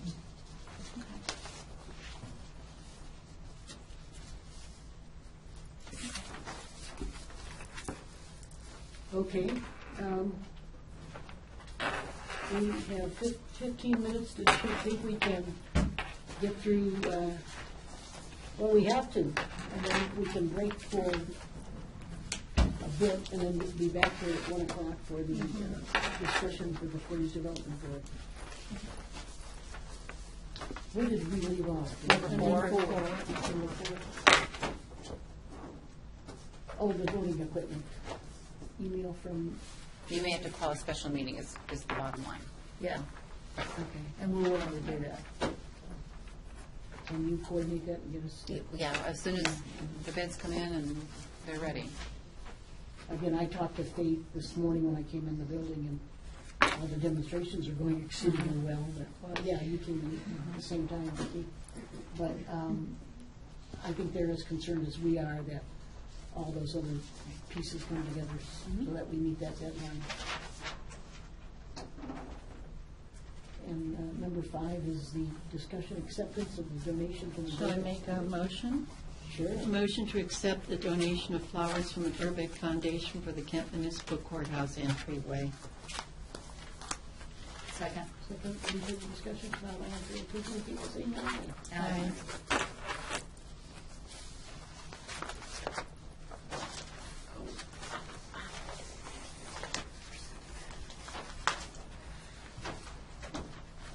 Number 6 is an email from the Township Association just saying that Jason Carlton was reconfirmed for your Transportation Improvement District, and the township is recommending that Susan White be appointed to your oversight, your sales and use Jason? oversight.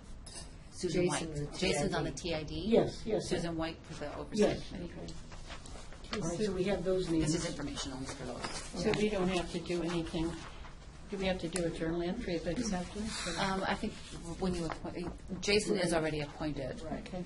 Well, when we, and I know that we're going to talk about that further, number 8, and I don't want to skip to that, but I think what would be helpful is, maybe if I looked at the email, the detail of it, when we do, we have the comprehensive list of everyone who's applied so that we can We have it.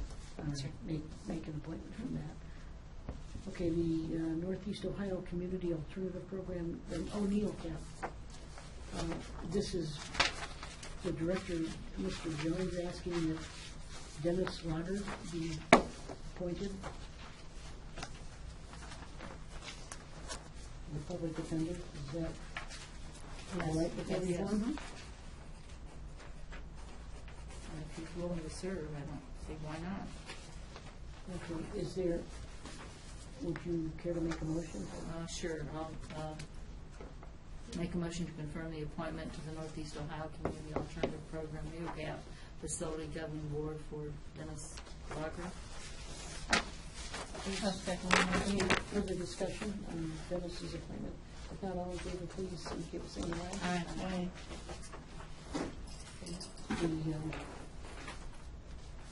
The discussion on the appointment to the Sales and Use Tax Oversight Committee. Tuesday, we met with Denise Smith on an executive session on some outstanding issues, and one of the topics was the commissioners, when we do have a committee that we appoint, there are some ramifications associated with naming a committee, such as the public meeting notice requirements and things of that nature. So I would wonder if we might want to, Deb was going to get to Denise a list of all the, I did. oh, you You did? should have gotten, yeah, you were on the email. Did you not get it? I'm okay. sure you did. Yeah. All right. And the I questions. see Denise is not available today. No, she's in call. So, anyway, I'm sure once she receives all that, then we'll need to re-meet and address all of those, including the TID. Right. Okay, the next was, Todd Peets had sent, I thought, really wonderful information on grants and that whole process. And Deb's asking, do we want that distributed to our leadership team? I would think we would. So if it's okay, can you? Sure. So going back to number 8, are you want to bring this back again? You don't want to talk Is about there a the deadline, Deb, for You have people it, to no. submit? Oh, yes, that's passed. It was Okay. October. Okay, so Yes. this is all the people that are going to apply then? Right. Do we have a resolution here? I have not, Yeah. no, not yet. So can you bring that next time then? We've already. We need to know who You we're need to going tell me to. who's going to be on. Yeah, right. You've Oh, got 2 we've mayors got who want to two serve. judges. 2 mayors. You're done. We have 2 judges, only need 1. Right. And you need to choose, you have 5 citizens, you only need 1. I mean, 4, I'm Four. sorry. Four. Four, yeah. Four, right. 1 would not be serving. Okay. So we need to choose which mayor is going to serve, Mhm. And which judge? which judge, and eliminate one of the citizens.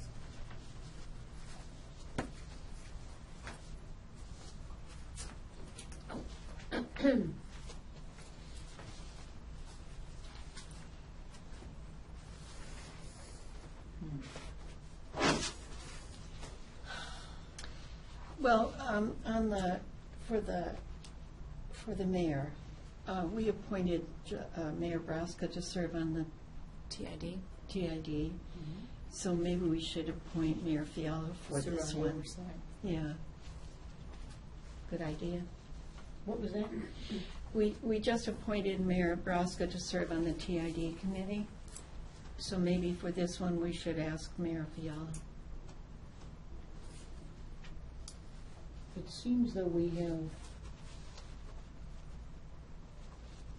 Mayor Clark will support Mayor Braska, Mayor. Well, he probably solicited. Mayor Patrick will support Mayor Braska. Mayor Clark. And maybe that's because of, I don't think they wanted to serve, I mean. no, what I was going for here was maybe the duties associated with with the mayor position in those jurisdictions as, say, not as opposed to, but in comparison to the mayoral duties Right, in Kent, right. although it really comes down to the person. Well, I don't really have a preference, I mean. Yeah, no, I don't either. But But Kathleen does have a point, if Mayor Frost is serving on the TID, you know, he may not want to serve on both. Of course, Sure. He did say he would though, didn't he? I I didn't say he wouldn't. I said, I thought maybe Yeah, I for understand. us. Right, right, Okay. right. Yeah. But because he's on the TID, Right. we appointed him, we should I'm appoint him. trying to divide it out a little. Sure. Sure. So Mayor Fiala for the mayor. And then the judges, Judge Oswick and Judge Pittman, both would like to serve. And we I just would- need one. I would be inclined to appoint Judge Oswick. Okay.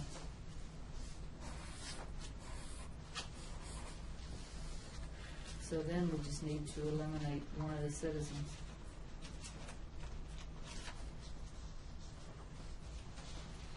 Did we ever hear back from Mr. Hanson? We did. Oh. UH? Oh, yes. These have replied, right? All Yes, these? these are all, the letters are attached. Yes. I think, is Carl and Ann both from the same organization? Yes. I think we should just omit one of those. I think we should choose Carl to be on the committee because Yes. he presented some very good information, Yes. so Okay. just maybe. Right, yeah. Maybe omit exactly. Ann and take the other four. Okay. Brian Bach. Yeah, right. So that would give us the 13.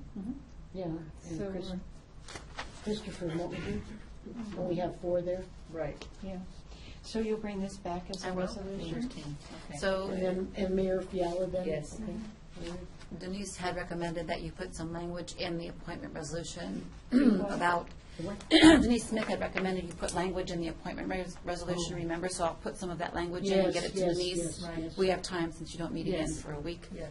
Yes, again, because this is another committee, Right. right, and we'll be bound by public notice. Okay. Number 9, I will send out to leadership. Okay. Number 10, Wait a minute, I gotta get the page done. On the regional planning, maybe I'll save my comment till we're finished with this, and then if we have time. All right, 10, the human resource contract with the prosecutor.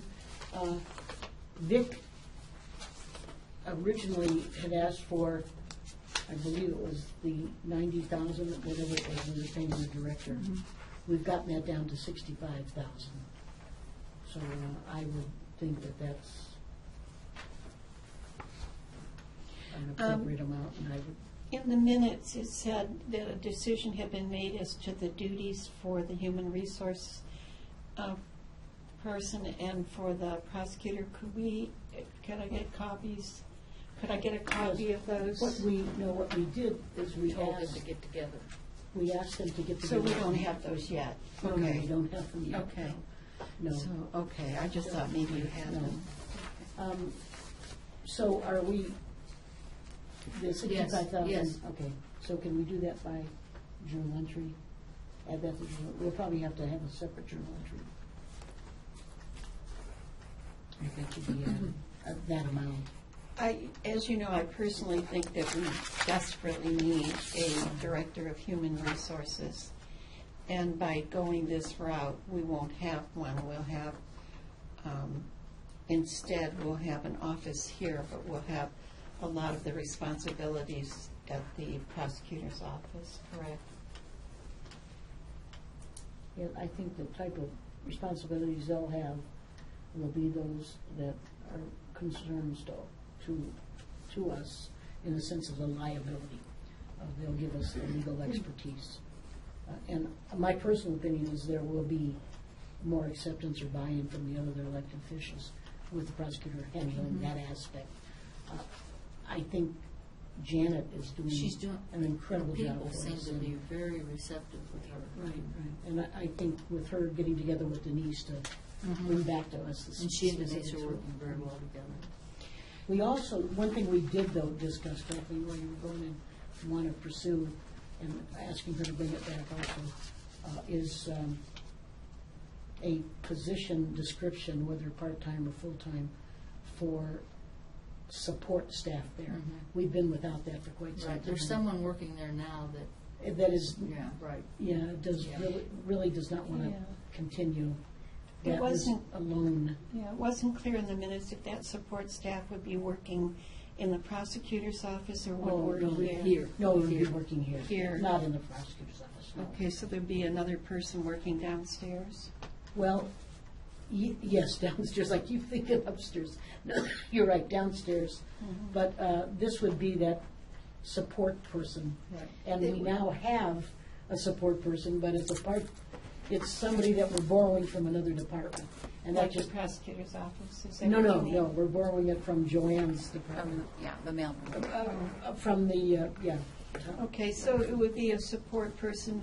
That person would work directly under our jurisdiction or work for the prosecutor? Our but house- No, Outside not the prosecutor at all, for our Okay, HR for department. ours, for Yes, HR. our HR department. Okay. So we discuss that again when it comes. That'll be, well, we asked her to bring back Yeah. some specific Yeah. job descriptions. I just would like to clarify one other Sure. point. The prosecutor's office is required to provide us legal counsel concerning any legal issues with human resources. They do that now, and they'll keep doing it. The only difference from now on will be that they'll get the $65,000 to do that, in addition to what they normally get. Well, that's not our intention. Our intention is that they will assume. They'll assume more responsibility. More responsibility of, particularly anything associated with circumstances that would prompt discrimination, legal action, the prerequisite, pre-work that's done. In other words, prevention, right? Well, yes, and again, that's why we've asked Janet and Denise to sit down and go over all those duties and see what specifically then we can add the responsibility with the prosecutor. Do you want that journal entry separated? Pardon me? Do you want that journal entry separated? To the 65,000? Yes, I would think we will. So why don't I, while we're talking about it then, is there a motion for the 65? Yes, I so move. I'll second. All in favor, please indicate by saying aye. Aye. All opposed? Aye. Okay. Then we can move on now to 11. Oh, this National Summit. I see Joel Maury got back to us. Judge Oswald wants to go. Right, and if neither one of you mind, I would go, but if someone really feels strongly about going, because they're wanting one commissioner, I don't know if it should be the president, maybe it should be the president, I don't know. No, that's fine if you'll go. Yeah. That would be better personally for me, but. Do you feel strongly about going, Kathleen? No, Yes, I you think do. I think Okay. you'll enjoy going, Okay. and I think it's an important thing, so. Absolutely, it is important, yes. So we'll journal entry our appointment is Vicki, right? Yeah. Okay. Yes, that's fine. There's a resolution here to authorize the Oh, application, but those okay. names aren't going in. Is that in our packet? Yes, letter C in that packet. Somehow, oh, Do you want it's to move C. for that? It's number 11, 11. D11C. Okay. And then Arthur said she wanted to. And there'll be maybe a fifth person. Could you just hand me yours, because I don't see your name here. I make a motion to authorize the electronic application for expenses for up to 5 Portage County. We don't, Representatives? no, this is all paid for by someone else. Yeah. You have to apply for it. You have to, this is the application to apply for Apply that for grant. money.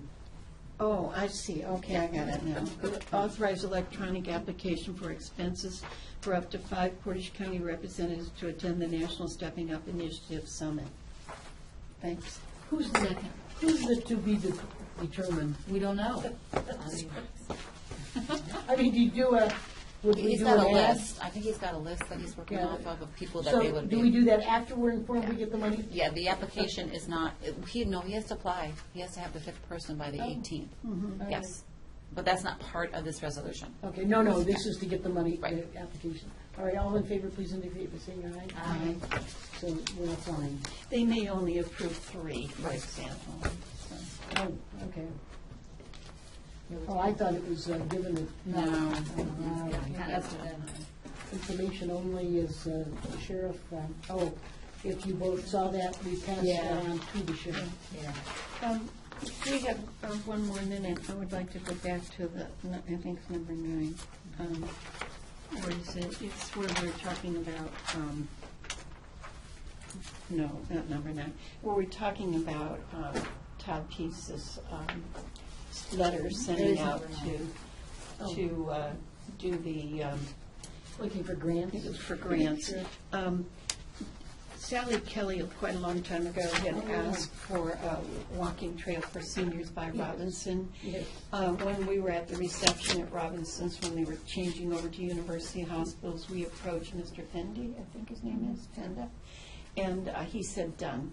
So we met with, Sally and I met with Steve Kolecki maybe a week or two ago to figure out what the process would be. He confirmed in an email to us we got this week saying that University Hospitals will commit. Ravenna City has been very involved in this, which I wasn't as aware of it, and has a plan already in place with some estimated costs. Sally Kelly had gotten a commitment for a grant for a year ago from, I don't know if it's the Ohio Department of Natural Resources or some other group, but of course that was only available for that year. But we're thinking maybe the next step is to, with your acknowledgement, that we could ask Todd Peace to go ahead and help pursue a grant for this. And if that's okay with you, then I'll go ahead and meet with, or Sally can meet with Todd, because the deadline is right now. Right. I think we only have till Tuesday. Oh, yeah. Okay. Is that okay then? Sure, of course. Do it. Okay. Of course, I'm sure they'll be willing to help. Would you need so Tuesday's the deadline to apply, and you don't meet? Does the board have to do a resolution to authorize? I don't think we do. It's not your, We it's just- not your application? No, it's going to be, The hospital?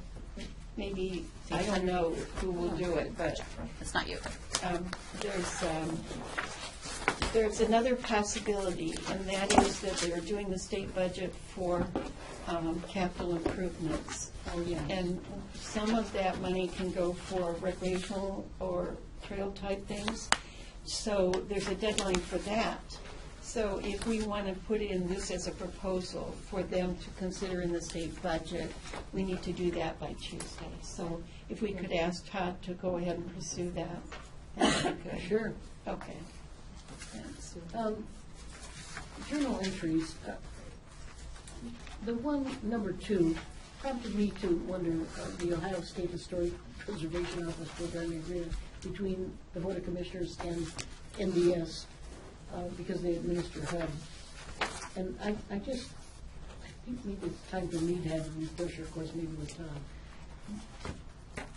Is anyone really clear on exactly what NDS administers for us? Well, you know what, I had a question mark on this because I started reading this and I thought I need help. Yeah, well, there's the revolving loan fund, but there must be a myriad of other things that they administer for us. Yeah. And We should probably ask for an update, but I think what this is, that HUD at some past time allocated funds to communities, probably Yes. for the county too. Yeah.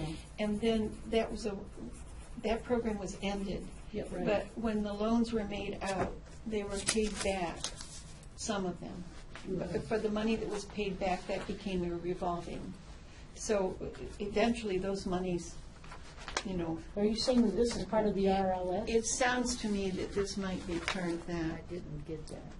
Well, it would be good to have a listing of everything that they're administering, and then, this may seem crass, but what they're being paid to administer all those various.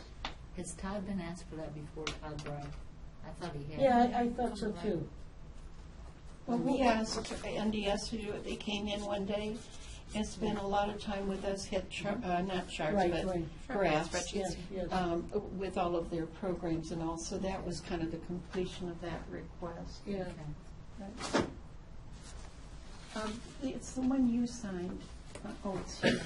It's in this So folder. this is part of the revolving loan fund then, is that what we're saying? See, I Here it didn't, I is. didn't It think it says- was, but maybe. Here, I'll read it. It says the Portage County Board of Commissioners has already approved the use of CBDG revolving loan funds to replace the HVAC system, so that's one thing.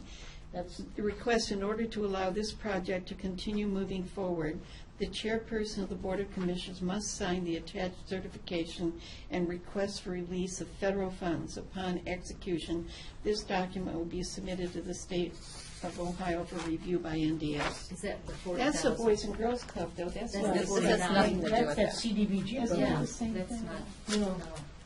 that's the 40,000. This is just, That's this is the an one I agreement signed. that regional planning needs to have in their files, which is where we got it from. Well, I And can, NDS I'll is- go dust off everything they gave It's us. just because technology, it is- we just have to be able to find it. Okay. The other, on the RLF, because I have a premonition here, they're going to come back and ask us, the county, to use our RLF funds. I think, and maybe I should just, I will ask, I'd like to know the default rate on the RLF. How much has been loaned out and how much has been retrieved and what's the default rate? I just want you to know, I'd like to get that information. We'd like to know too, so.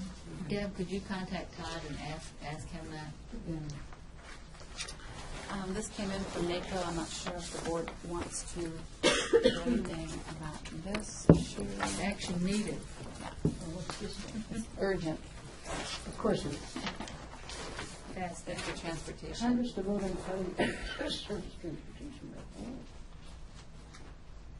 I mean, we haven't reached out to Mickey to see if it's something that the board should do, maybe you know from Amex or whatever, I don't know.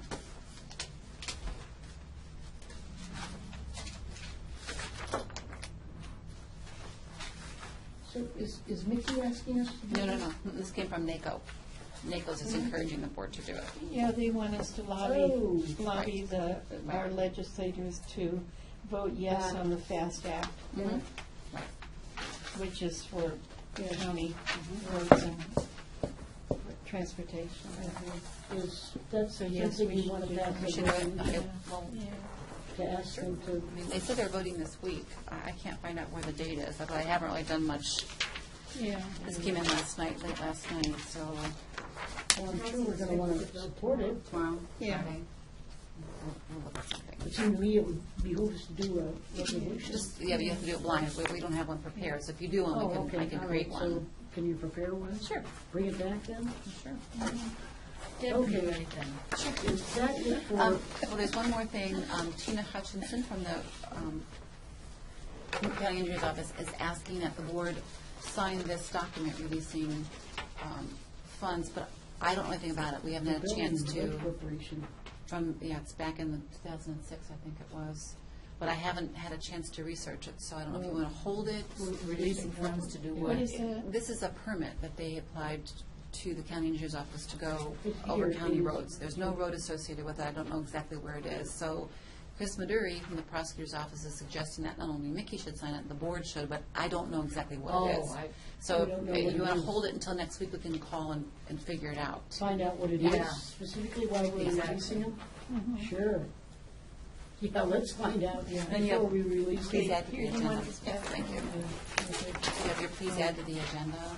No. This is Can the we Palmer Energy. recess now and then we Sure. need to be back here? It's already quarter after. Okay. Okay. I have got to use the restroom.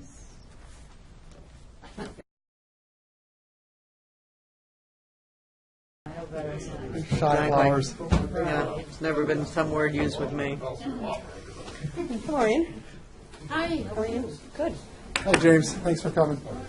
Good to see you. Good to see you, too. Thanks for coming. Anywhere you like. You can have a front row seat here if you'd like. Step on up. Way over there? Oh, no, put it up here. There's room for Anywhere you like. We're all President of California. Thank We you. hope you all brought money with you. Right, we all probably. Do I know?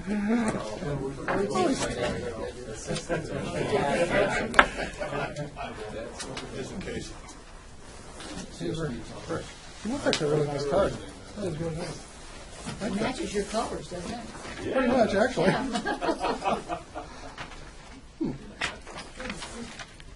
Actually, our new colors. Has everybody's gotten a copy of our new card, by the way? No, Okay, here we go. New color schemes, new. Oh, I don't know if I've gotten a card. There you go. Thank you. These are the same colors that solid I like waste is that. using. local. Really? That's nice. Oh, thank you. We actually, a local person helped to design that for us. Yes, I've used hers, yeah. Okay, we can get started. Yes, How would you like to proceed? I'll do the introduction. Okay, already. Alrighty. Before we go too far, I just wanted to introduce the folks we have in the room from the Portage Development Board. Lisa Berry is our chair of the Portage Development Board, as well as president of Delta Systems. Our vice chair, Steve Kalecki, president of UH Portage Medical Center. Our treasurer could not be with us today, but we do have some other members. Kelvin Berry, our representative from Kent State University. Kevin Lewis, our representative from Portage County Community Bank. And I also have a couple of guests here, some of the folks we worked with in 2015. We have Kirk Young from Pyrotech, who will be talking a little bit today. James Wassa, did I get that right? Yes, fine. Fine, okay. He is president of a brand new company called Kent Paver Brick, which we'll talk a little bit about, and a new resident of Mattaway Township. And last but not least, we have Ken Rice. Just took over our company and is now, the company's called Masters Precision Machining, which is in the Talmadge section of Portage County, the best part of Talmadge. Yes, absolutely. And as you know, as you've received our request, the Portage Development Board is requesting $75,000 from the county's federal fund to basically provide economic development services for Portage County for this upcoming year. I'm going to summarize a little bit on some things here. Basically, go over some things that are going over in 2015. And I'll give you a little bit of a peek what's going to be happening up in 2016 as well, too, I hope, here today. You've all received a copy of our audit, just to give you how we started off in 2015. The audit, no problems, no issues. Two big numbers in there that pop up. One was kind of interesting. It was, I guess it was called the statement of activities. And it looks like our net increase in assets was about $8,000. However, that was basically accounts receivables, pledges in the future years. The real number comes on the cash flow on the next page, which shows that we dropped in cash, our reserves, $52,700. And that's where we started off the year. Where did you get your materials? Was it in the packet? Yeah. Because I didn't have it in mine. Thank you. Okay. Oh, I think I did have it. Yeah. We got another one. Because I looked at it this morning. Okay. I think we brought 10 over, so. Yeah, thank you. There should be a couple more floating around here. And so that's where we started out the year. We also, what we did here is to help, make the things a little simple, we did put together some charts to show where our revenues came from for 2015. The bulk of our revenues, 55% of them came from what we call our investors, companies like Delta Systems, UH, the bank, the hospital, the university, and about 65 other entities.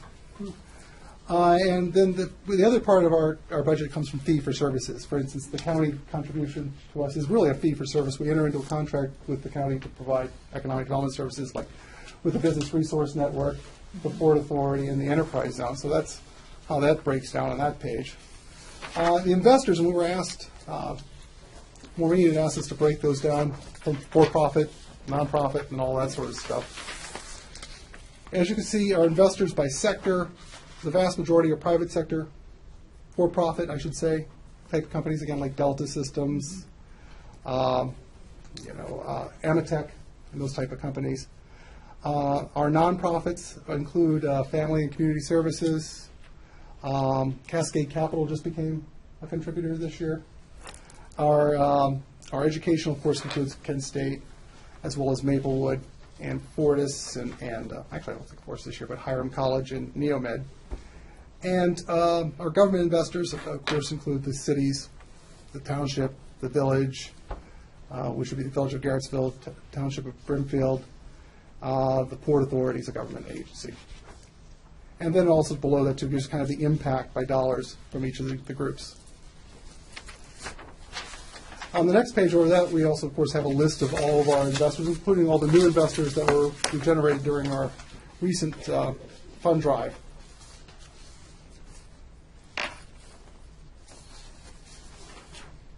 And then just to show you where the money goes, most of the money goes, at least last year, went to, of course, economic development activities such as the outreach and retention program, or our work to try to attract new companies into the county, our efforts on workforce. Fundraising was a little larger last year because, of course, we did do quite a new fundraising, and that'll probably get a little smaller, and the ED portion will get a little bit bigger of the wedge this year, next coming year. A question, quick. Certainly. On the new investors that you listed, do you know the total amount that came in because of that? I'm thinking roughly about 40-some thousand in additional.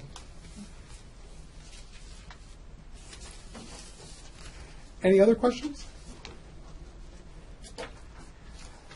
Kind of a brief overview of just the financial activities, and you receive our monthly reports, and you keep, I'm pretty sure, a fairly good tab on where we're at we're at a month-to-month basis. I'll let you know right now that for our forecast for 2015, we are looking probably close to break even this year. How much do you have in the reserve account? Our reserve account? Excellent question. I'm thinking right now in the reserve account, since we're close to break even, we're probably not too far off where we left last year, which was $425,000, somewhere in that neighborhood. 425? 425,000, somewhere in that neighborhood. Yeah, since we're at about a break even this year, that probably won't change all that much. Any other questions? All right, we'll move right along. You know, performance-wise this year, it was a fairly decent year. We've got 5 projects that we're going to talk about today. That's a total of about $33.7 million in new investment. 182 jobs retained and will be created over the next 3 years. Annual payroll, a little over $8.8 million for you know, I have some rounding error there, or some rounding here, but close to, you know, $48,000 per job, per employee, which isn't too bad. That's not a bad paying job. No, those are not bad paying jobs, and they're in fact very, very good paying jobs. In fact, I've asked a couple of the folks that we've worked with this year to come and talk a little bit about what we did and how and what they do. And to start off, I'm going to ask Kirk Young. They're moving down from Solon into Aurora, and I'll let you go on and tell you a little bit about PowerTech.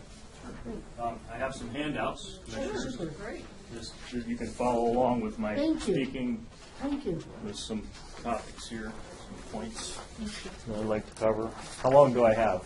You have as long as you No, let me rephrase that. We need to 45 be minutes out. worth of speech. Are you a salesman? We need to be out at the juvenile detention center.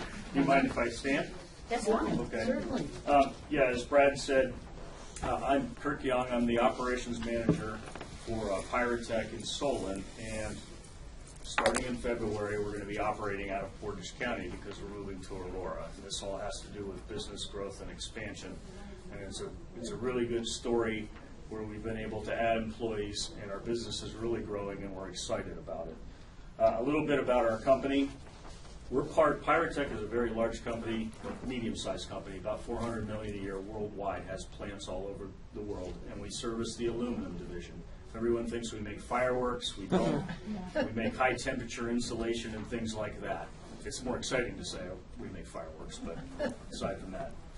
The location in Solon is about 27 million, okay, and that number has grown pretty dramatically over the past 4 to 5 years, and hence the reason we've just outgrown our old tire building.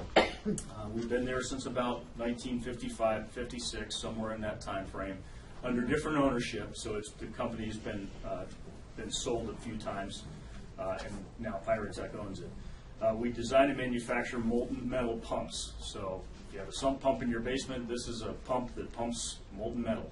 Okay, so it's probably kind of hard to imagine, but it uses a lot of graphite, synthetic graphite, ceramics, and metal parts. Okay, and we put those all together and assemble them into these pumps that we sell into automotive and into the housing industry. So like window frames, aluminum wheels for trucks, even things like transmission housings. Okay, so it gets into quite a bit of the automotive industry. It's very technical. We have a lot of engineering in our business, a lot of design, okay, a lot of research and development. Currently, we have about 85 employees, payroll somewhere around the $5 million mark, and we expect growth in the future on those numbers, okay? CNC machinists and programmers, welders, assemblers, shippers, and like I had mentioned, mechanical engineers, chemical engineers, very technical product line. Another thing to note about us is we spend about $4 million annually with suppliers in the state of Ohio, okay? Now, not all of them are in Portage County. Some of them are in Cuyahoga County. You know, it's spread all over northeast Ohio. But I guess the point that I want to make is we like local sourcing of metal parts, ceramics, and we expect that we will source locally in Portage County more once we're here. So it's just a point I want to throw out. Very exciting future with new pump development. And just so you know what I'm talking about, I'll show you real briefly what our product looks something like this. Okay, so this is what a molten metal pump looks like. And again, it's got synthetic graphite in it, it's got metal parts, and it's got ceramics, and they come from different suppliers all over the U.S. or all over the world. And we sell these things worldwide. A little background on our expansion project. It will be in Aurora. Again, we've outgrown our building in Solon. We're landlocked. We have about 5 acres and 60,000 square feet. We're going to basically almost triple that. And it's a $10 million investment. And one point that I do want to make, about half of the building investment is materials, so about $5 million. And we pay a 1.5% sales tax on that. That's about $75,000. It's already tax revenues that we're bringing due to this project. And the other point that I'll make is we're employing a lot of people in the construction sector right now to build the building. 172,000 square feet total. 150,000 of that is manufacturing and warehouse. 20,000 is office. And there's also some R&D in there as well. It's going to be new modern precast construction, showcase for our customers, much better for our workforce, much more well lit. We'll have skylights in it, nice new modern locker rooms, safer, just better overall environment for our workforce. And I do have a couple pictures of the construction I'll show you real quick. This is what the building is starting to look like. It's all precast construction. Curtis Layer is the contractor who's building it. They're doing a great job with it. Again, very, very beautiful building, very large building, very modern and well lit. Just a couple more pictures of the inside. That's not even all the lights are on, and it's about 5 times as bright as what we've got in Solon right now. So it's quite a massive plant it will be when it's finished. And we expect, as far as timing, to be completely in there by mid-March. Okay. Next month, we're already going to begin moving our equipment in there, so we're really excited about it. Just a little word about what Portage Development Board has done for us. In a nutshell, Brad helped bring us into Portage County. He called me a lot during this search for the town where we were going to be located. We knew we wanted to stay in Northeast Ohio, but we knew that Aurora was a good place, and Brad really helped point me in the right direction. He told us about the incentives available there, got me in touch with Jack Burge in Aurora, connected us to Walt Good at the state, who did Jobs Ohio, who has helped us with some grants and incentives. And also helped connect us with Curtis Lair. So we're really appreciative of what Brad's done for us. The other thing that I have done is I'm on the Manufacturers Coalition Board. So we get together with a lot of the local manufacturers in Portage County, share ideas. The two big things are recruiting and retention of workforce. He's put us in touch with Maplewood because they have welders and CNC machinists. So we really feel positive about our move to Aurora. So in a nutshell, I just want to say thanks to Brad for what he's done. Thanks. Do you have any applications with you? Because I may want to apply. I'll email you. I do have one question. One of the reasons you were looking in this direction, about how much of your workforce comes from Portage County already? Probably 40% or more. That's great. And we did a pinpoint map and realized if we located there, it was going to be good for a lot of our hourly workforce. So you've been kind of a connector. You have to. Any other questions? Very impressive. Thank you. That's a great example of a company coming into the county. Another great example of a company coming into the county. Jim? Well, we were working with his investor group out of Springfield, Illinois. Illinois, yes. Yeah. Different towns. Almost all of the investors in Kent Paper Brick are located in Illinois. And in fact, I had been consulting with the principals who are residents of Southern Illinois for 17 months before they actually decided to go and pull the trigger and do this project. When I flew out to meet them, it was in Illinois, and they showed me the plant where this was going to be located, which was a beautiful building with all sorts of tanks and platforms, and it was ready to go. It had been a water treatment plant. Just a few days before they actually signed the contract to purchase the facility, union representatives visited them, and that put a damper on the project, and they ended up choosing Northern Ohio for the project. And here we are. It's a startup. My wife actually invented the process of making these paver bricks. She's from Ecuador, and I've worked 14 years down in Ecuador, and there were huge piles of mining waste, which she stumbled upon and played with and figured out a way of recycling it into an actual sellable product. And now in South America, almost every countertop is made out of her invention. They call it countertop in a can. And literally you can cast a countertop or a swimming pool or a fish pond or a fountain or anything you can imagine out of this material, which the raw material of which is waste from the mining people. And there happens to be many millions of tons of waste here in northern Ohio, all east to west. The sand and gravel plants sell the rocks and the boulders and the pebbles and the stones and the sand, but they have a waste which is really fine sand and clay that they can't use for anything. If it was a lot of clay, they could use it for bricks. If it was a lot of sand, they could use it for masonry. But because it's a blend of both, it serves no commercial purpose in the United States until now. It's taken us years to find people who were brave enough and had the money to finance this project. And our plant in Aurora, which is actually in Manaway, but the mailing address is Aurora, is a pilot plant. It's just for proof of concept. Our capacity to produce would be only 125 tons a day, which is so minuscule compared to any of the 7 plants we designed and built in South America. The smallest of which is 1,000 tons a day, and the largest is 10,000 tons a day. So we feel here in the United States there could be a huge market for this, and it would eliminate the eyesores of these piles of tailings that are all over the place, and make it a profitable product for the investors, and something that Home Depot and Lowe's and Ace Hardware and all the other hardware stores are going to just love, because you can put this on a potter's wheel and make it into pottery, but you don't need an oven to cure it because it's self-curing. And when it cures, it actually absorbs carbon dioxide from the air, so it's a very green product. It contains no petroleum products whatsoever. It is absolutely Mother Nature's minerals, all processed and treated to create this self-setting stuff, which is kind of like drywall plaster, except that it's waterproof when it sets, and it'll never ever change. It's like a rock. That's why they call it a paver brick down there in South America, because it's kind of like a brick and it's kind of like a paver. They have a good Spanish word for it, but we don't have an English word, so we came up with paver brick. And Kent, because my daughter goes to Kent State, and it's a great school, and it's a great community and a great area, and I think it's a very strong word, so I suggested to the boys in Illinois, call our company Kent Paper Brick.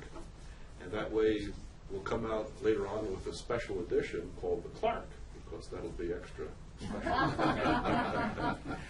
And I was hired, I was switched from being a consultant to a full-time employee in the middle of June, but before that, Brad helped the boys from Illinois enormously in finding a location and in finding financing for some of the equipment and in finding employees for the plant.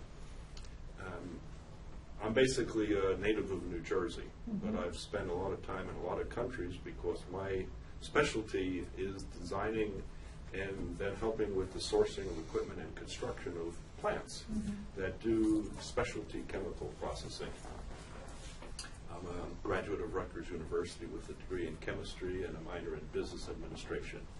So I have a good blend of both ends of the business, and that's helped me enormously, and we expect that the 2 people that Brad supplied and the 3 others that I brought from California, plus one of the contractors that we actually hired to do an insulating job in our buildings there, we put him on the payroll, and we're looking at all sorts of other people because my best source of people is people that I see working and producing and doing a good job. I steal them away from other people, so watch out. I'm only kidding. Our project is so minuscule compared to what you're doing. I mean, this is just beautiful. Maybe we should change our name to Pyro Products. There you go. That's have some kind of partnership. I actually had a lot of experience with aluminum extruding. I worked in conjunction with a plant in Tennessee that used liquid metal pumps to extrude all of their aluminum products and things. Now, with your paving product, which is kind of in a slurry type form, can you also? I understand you also can add other things to it to make it all sorts of. Well, that's exactly correct. It has the consistency of toothpaste, and in the cans it would be pretty much like toothpaste, I guess, or yogurt or something like that. And you can mold it, shape it. You could freeform it. You can put a 100-foot-long countertop and a piano bar built in, and a sink in there, and a fountain, and a fish pond, and anything you like, because it has no limit, and it's very strong, and it's waterproof when it sets. So it's quite special, and we also have, at least down in South America, the people there offer additives, which are powdered rocks of different colors. So you can right, you can pour it out, and you can sprinkle this stuff in and swirl it with a knife or something, and it makes it look like marble. Wow. We also add mica particles to it, so it gives that sparkling gleam, and it's really quite nice. And I think probably there'll be a big change in the way things are done in the United States, because it's a whole lot easier to carry a 75-pound can of this and make your countertop than it is to bring in a big marble slab. And I know a lot of people suffered with broken slabs and such. This is so much more flexible. You can literally do anything. You've got the corners and the curves. It would just be so easy to do. And you can put the splash plate right in it. Just anything you like, whatever you like. It's quite unique. It's a do-it-yourselfer's paradise. Well, because I do have that you can tell that if it's 2 pieces together, it would be nice enough. Well, you could have this 100 feet long and it's seamless. Yeah. People use it for driveways. They use it for walks. One of the things that's most popular down in South America is the schools buy this and they use it in their arts and crafts class. Wow. And they buy molds that are shaped like turtles or other things like that. They fill them up. They plop it out, let it harden a little bit, and then they paint it. And then they use them for exercise stones. Instead of swings and Jolly Jim and things like that, they put these stones out in the patio, and the kids hop from one to the other, and it's an exercise thing, and it's an art thing too, because the schools love it.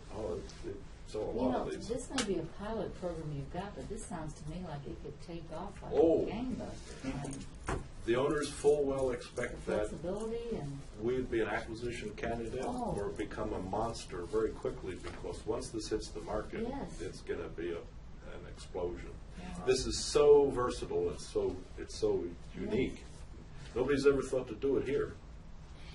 And we've spent 11 years trying to find people that had the moxie to put the money on the line. And these guys in Illinois, they come together and did it. they put it on the line, and it's quite an interesting project. You call it a paver, brick paver, or paver brick. And you mentioned that you use it for driveways and walks. Yes, that's Does it right. withstand a lot of weight? Oh, yes, oh, it's very structural. If you pass things over to our ladies. I wonder if it would be There we go. economical enough Okay. to use There we go.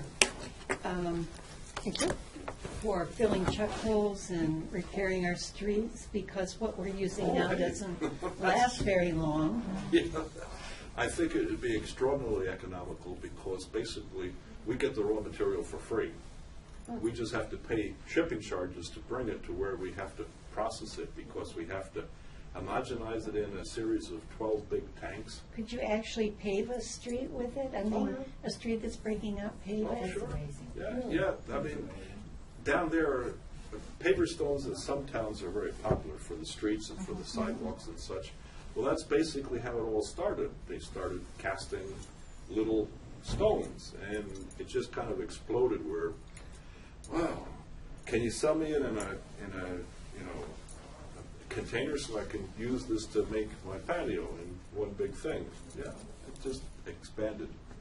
In South America, though, the climate is a little more conducive, maybe, or doesn't have the restraints, say ours does.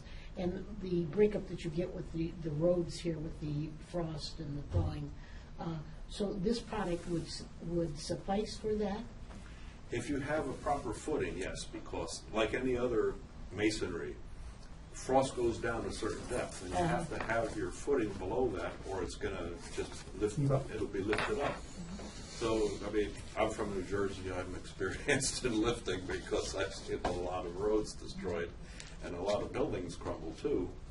One of which I bought and had foundation problems, so I'm well aware of what freezing can do. But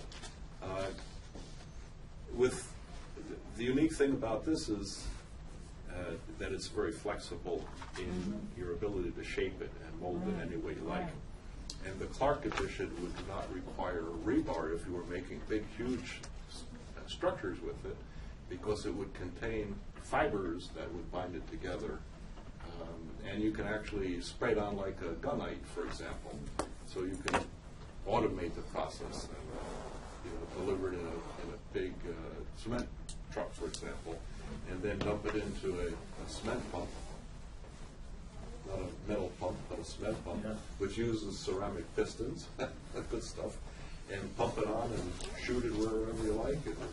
It's also, I think, a great fireproofer too, because it's quite resistant to flame. They use it for barbecues down there, so got to be good for that.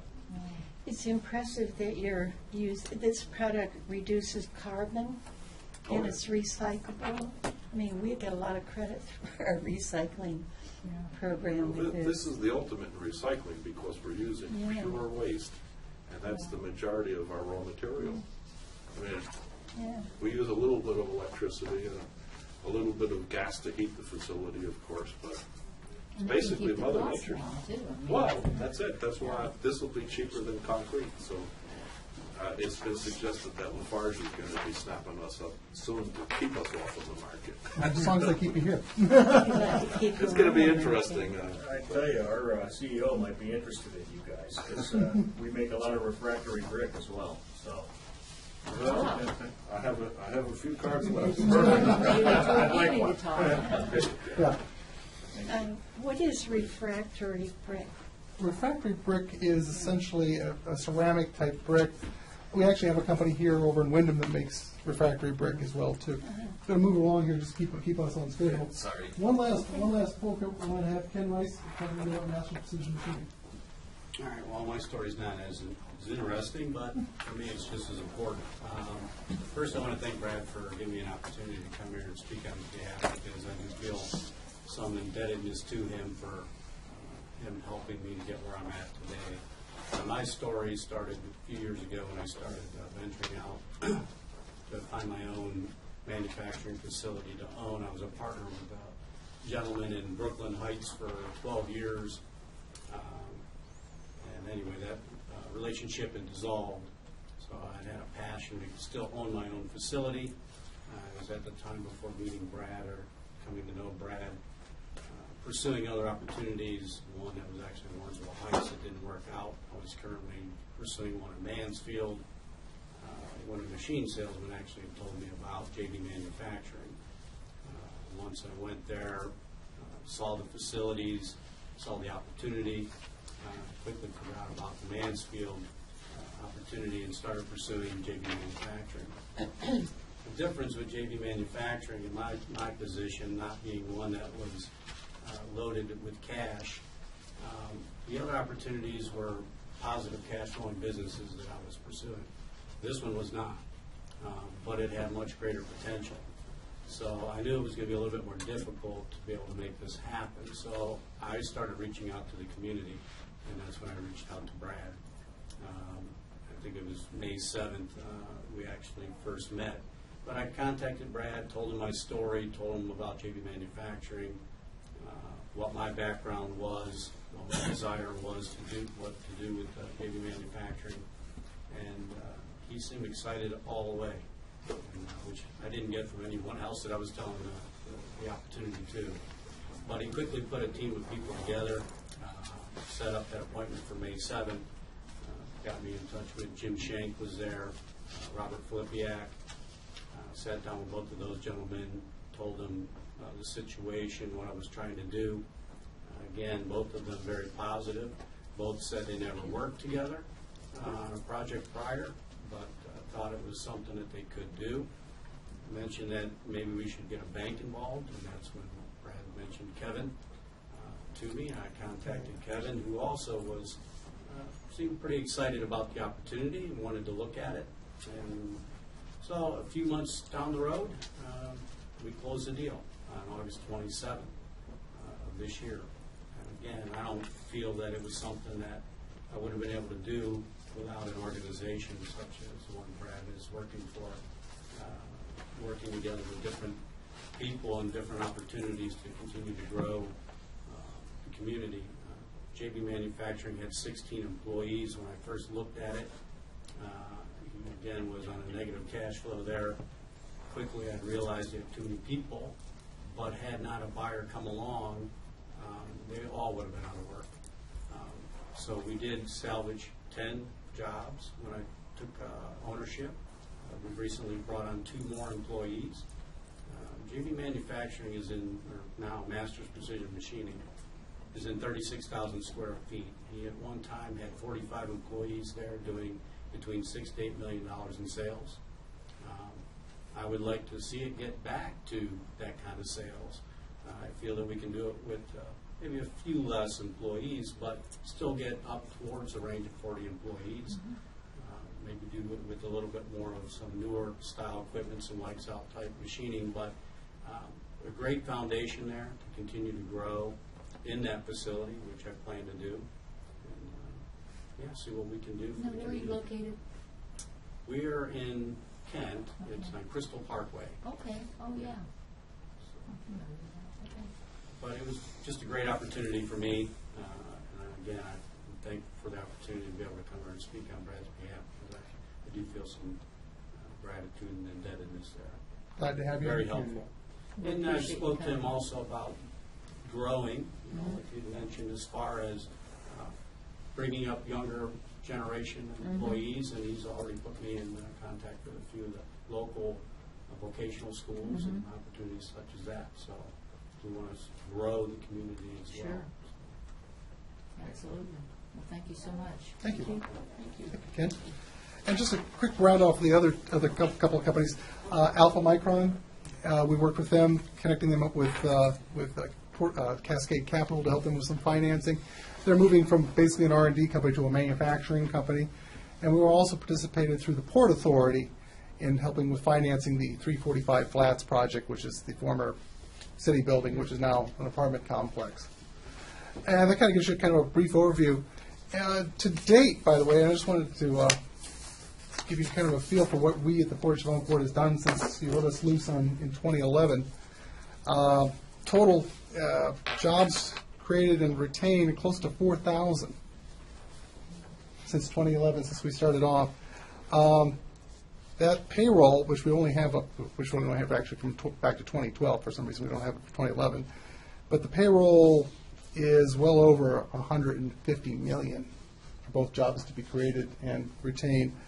And the investment, we're looking at a little north of $361 million. Now, just to give you a feel for what that does, I mean, when for instance, let's take 2014, where we had, payroll of about 25 million, 26 million, jobs of close to close to 800, investment a little over 50 million. We work with our friends at First Energy, and the total economic impact for that is about 127 million, just for that 1 year alone. And that's the impact of all those jobs, all that payroll, all that investment, and that's just an annual. And that would be the annual impact would be 127 million for 2014. So if you think about that, would probably then go into 2015, 2016, 2017.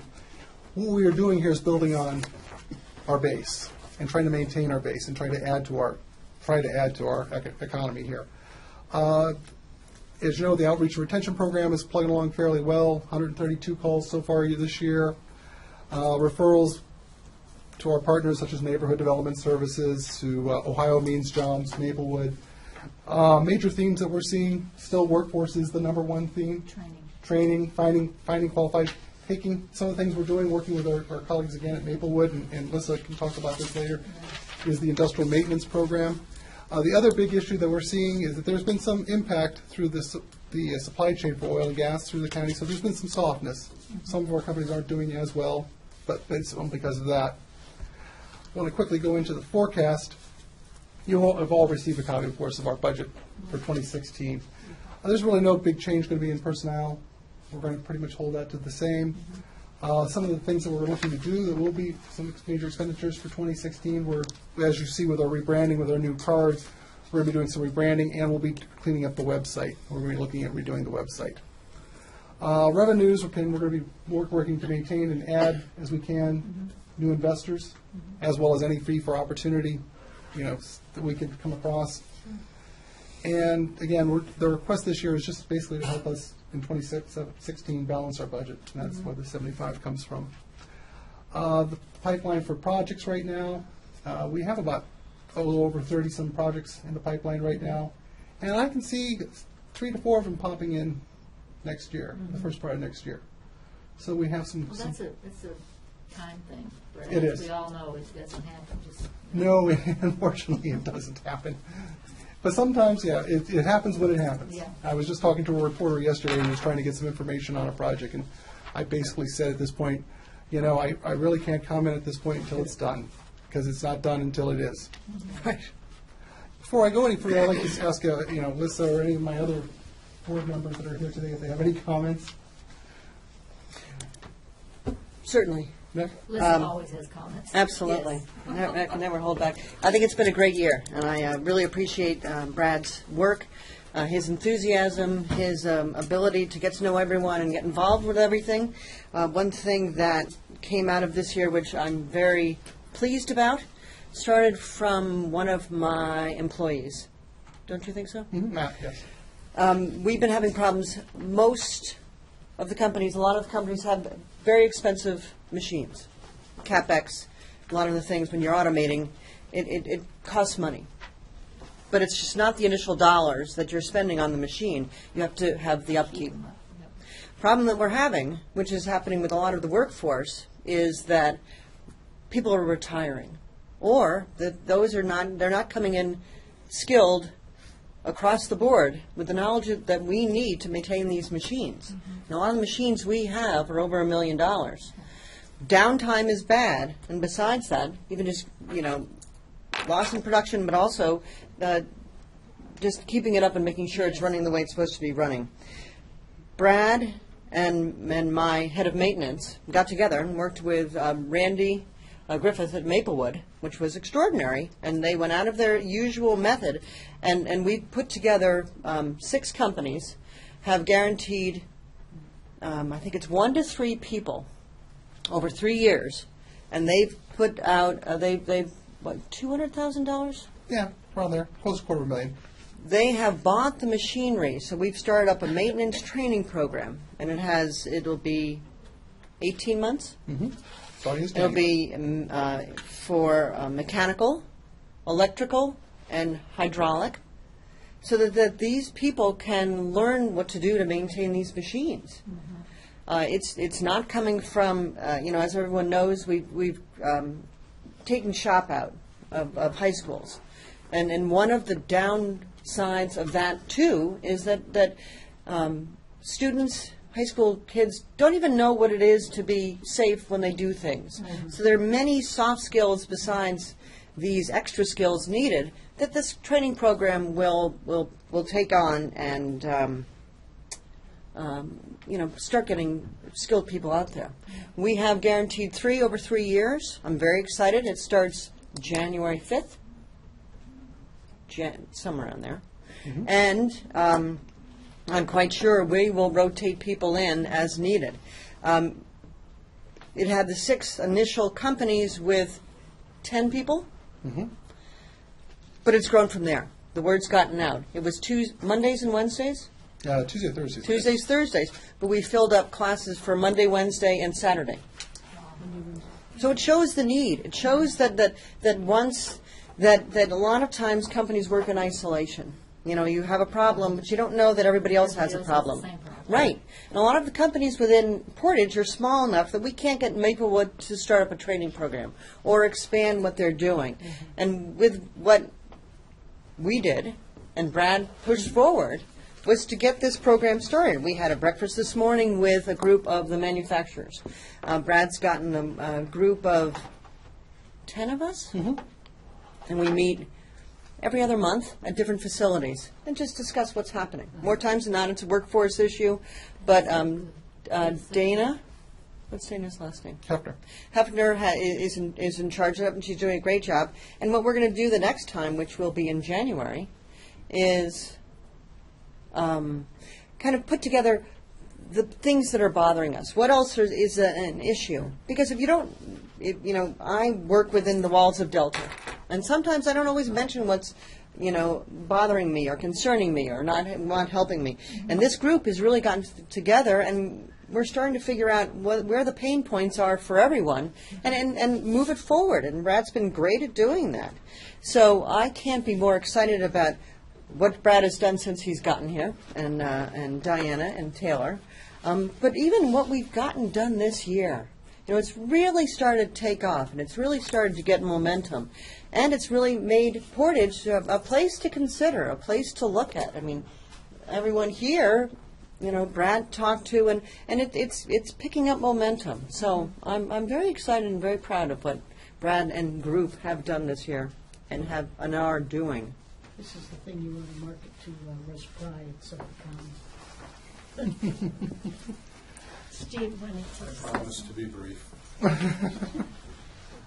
You've heard some great examples of individual successes. I'll just speak to a second from a bigger picture standpoint. I've been involved with the Portage Development Board from day one, literally from before day one, as we brought a group of community leaders together to talk about the concept of a public-private partnership.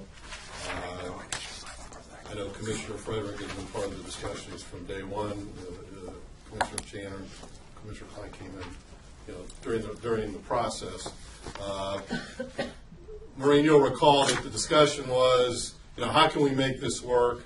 How can we bring the private sector and the public sector together to promote economic development? We obviously all have a shared responsibility for economic development, create jobs, retain jobs. I recall the early discussions, the proof's in the pudding, and I think the proof is here. The successes that we've been able to achieve since day one certainly have resulted in a significant return on the investment that the county has made.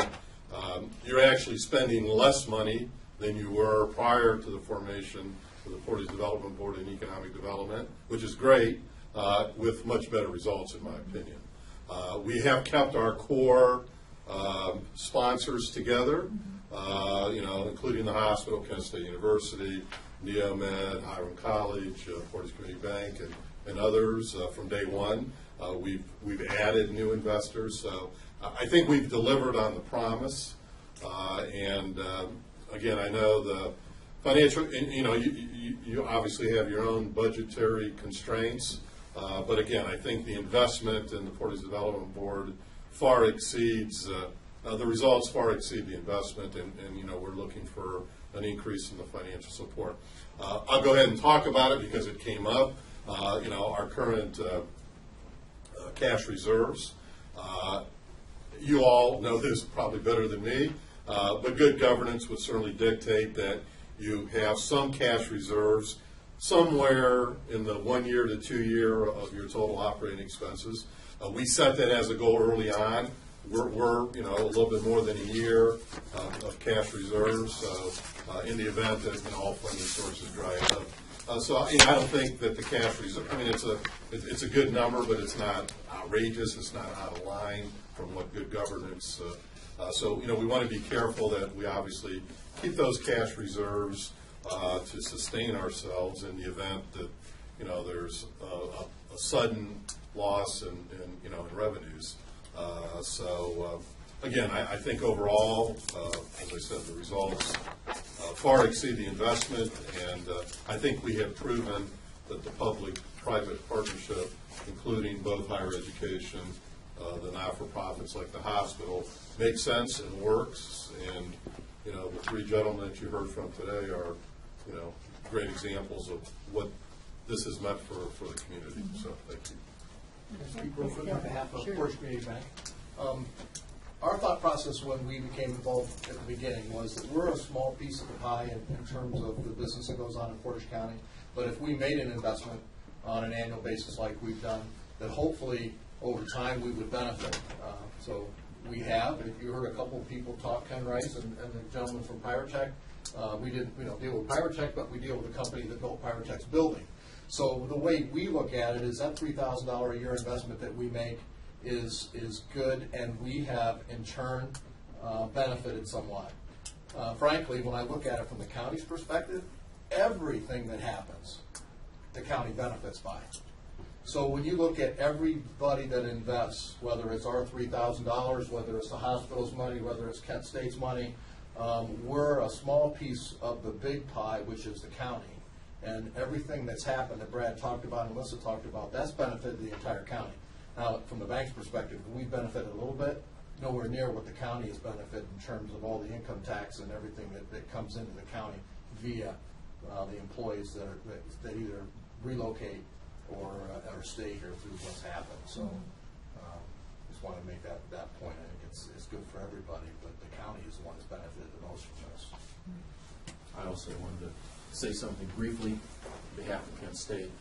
It's always hard to follow Kevin and Steve. They're great and eloquent. But I recently looked at the website for the county, and it was interesting to notice that under economic development, you list Portage Development Corporation. So you recognize us as a valuable player, external department of the county. And I think the appeal that we're bringing forward is to say, to Steve's point, we're doing well. To Kevin's point, we have great value throughout the county. And now our external department that you value and recognize, we need help to continue growing. And so our appeal for $75,000 more that you're going to magnify greatly in terms of tax and job benefit, we need help. As an external department, we need help to continue doing the fine work that we're doing. You already value it. It's on the website. You know what we do. And now we're just coming to you as if we were an internal department to say we need more investment to do even more and to do better things for the county. And so that's what we're looking for. Commissioners, any questions? No, but I would like to comment. The county has always been supportive of economic development, always. And in the beginning, we gave a lot of money as a startup amount, but we continue to give quite a significant amount. For example, I'd like to just review what we've given this past year. $20,000 cash, but $32,000, $632,600 in kind for housing, which includes furniture and equipment, almost $5,000 for utilities, which includes heat, electric, water, sewer, trash, and parking, And we also have certain contracts with you whereby we can pay you for certain services. For example, you oversee the enterprise zone for close to $10,000. And then the WIA contract is for $60,000. And the administering the grant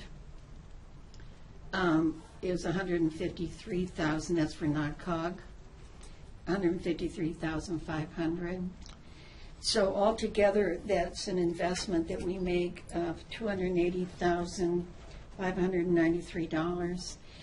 In addition to that, we support economic development in many other ways as well by joining all the, Chamber of Commerce.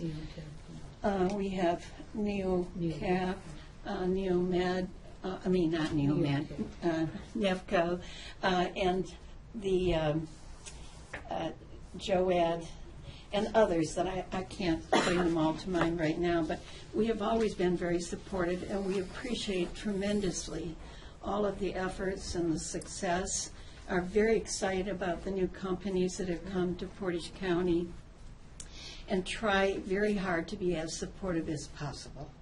And as you know, we have had our government funds cut in half.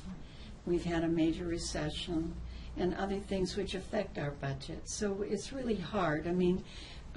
We have so many needs and wants. We want to give to everyone the full amount that they need, but we have, other elected officials and departments that we are obliged by law to support. And for example, if we have one murder case that's tried in Portage County, that's another $100,000 minimum that we have to come up with, and I could give, you understand that. So we really appreciate you coming today and sharing all the good information. The only thing I'd like to say is that the two different things.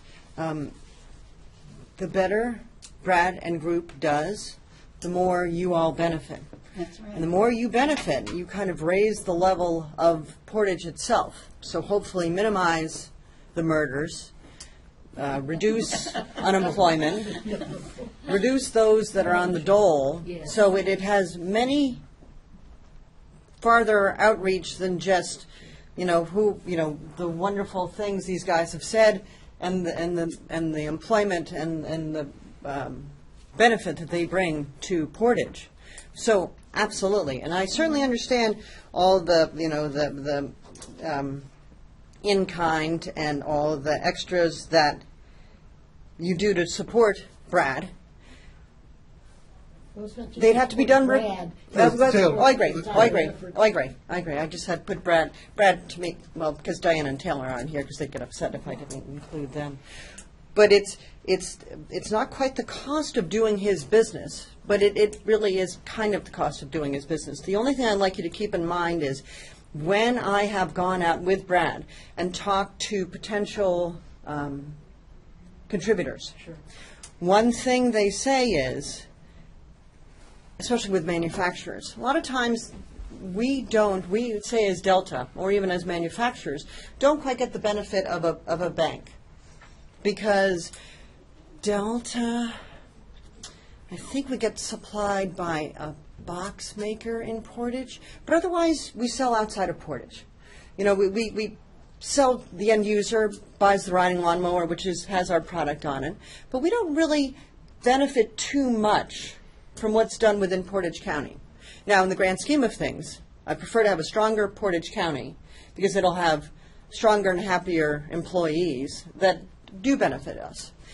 When we go out and talk to these potential contributors and members, one thing they say is if you guys, as the Portage commissioners, they want to make sure that you're supporting, you're putting as much in the game as possible, and what they see is your cash. They don't understand all these extra in-kind things, utility, the contracts, the grants that you do monitor. They see that your donations, contribution keeps coming down. So in their eyes, why do we expect the same or more from them every year? And you guys don't pay as much. But do you convey to them exactly what Kathleen has outlined there? Maybe Oh, I understand. Maybe they're not aware. No, but still, I mean, you could almost see that as cost of doing business. I mean, it's what you would have to be doing anywhere. It's like sorry to interrupt, but one of my departments. It's the stuff that they need to work and go forward. And now I understand, but I just want you to consider that when we're trying to get more contributors. I'd like to add to that because we feel that you're not telling the whole story when you say that we've reduced you to 20,000 because of the when you first started out and you were getting more cash money, you were not getting all of these others. We tried to make up for some of No, that's true. You're right. Our income is flat funded for the last 5 years. We have a wonderful chart that we could show you why that's happened, but when that happened, then we tried to help make up for some of that by doing these other things and providing these other things. So we would like it if you would convey all that we are doing. And it's not just Certainly. Economic development in Portage County isn't just Portage Development Board. It's more than that. But just one more thing I'd like to add. Your point about our economy picking up is helpful all the way around. We went from close to 8% unemployment rate down to 4.3 was the lowest perhaps, which is tremendous because that reduces our costs in jobs and family services, welfare payments, all of these other things. It increases the quality of life for citizens, which attracts industry to come here. Right. So it's all connected, and I think we understand that. And I hope you know that we're trying to do all we can to be supportive. Oh, certainly. I do understand that. And we are appreciative. And again, I would like to point out the WIA funds come through the federal program. And that for instance, the enterprise zone program, that's actually fees that are paid by the individual companies. So we appreciate the opportunity to earn those dollars. The only question, I guess, is, are you getting the same service today as you were in 2010? I mean, we leased the same, we were in the same facility, so we're in the same place.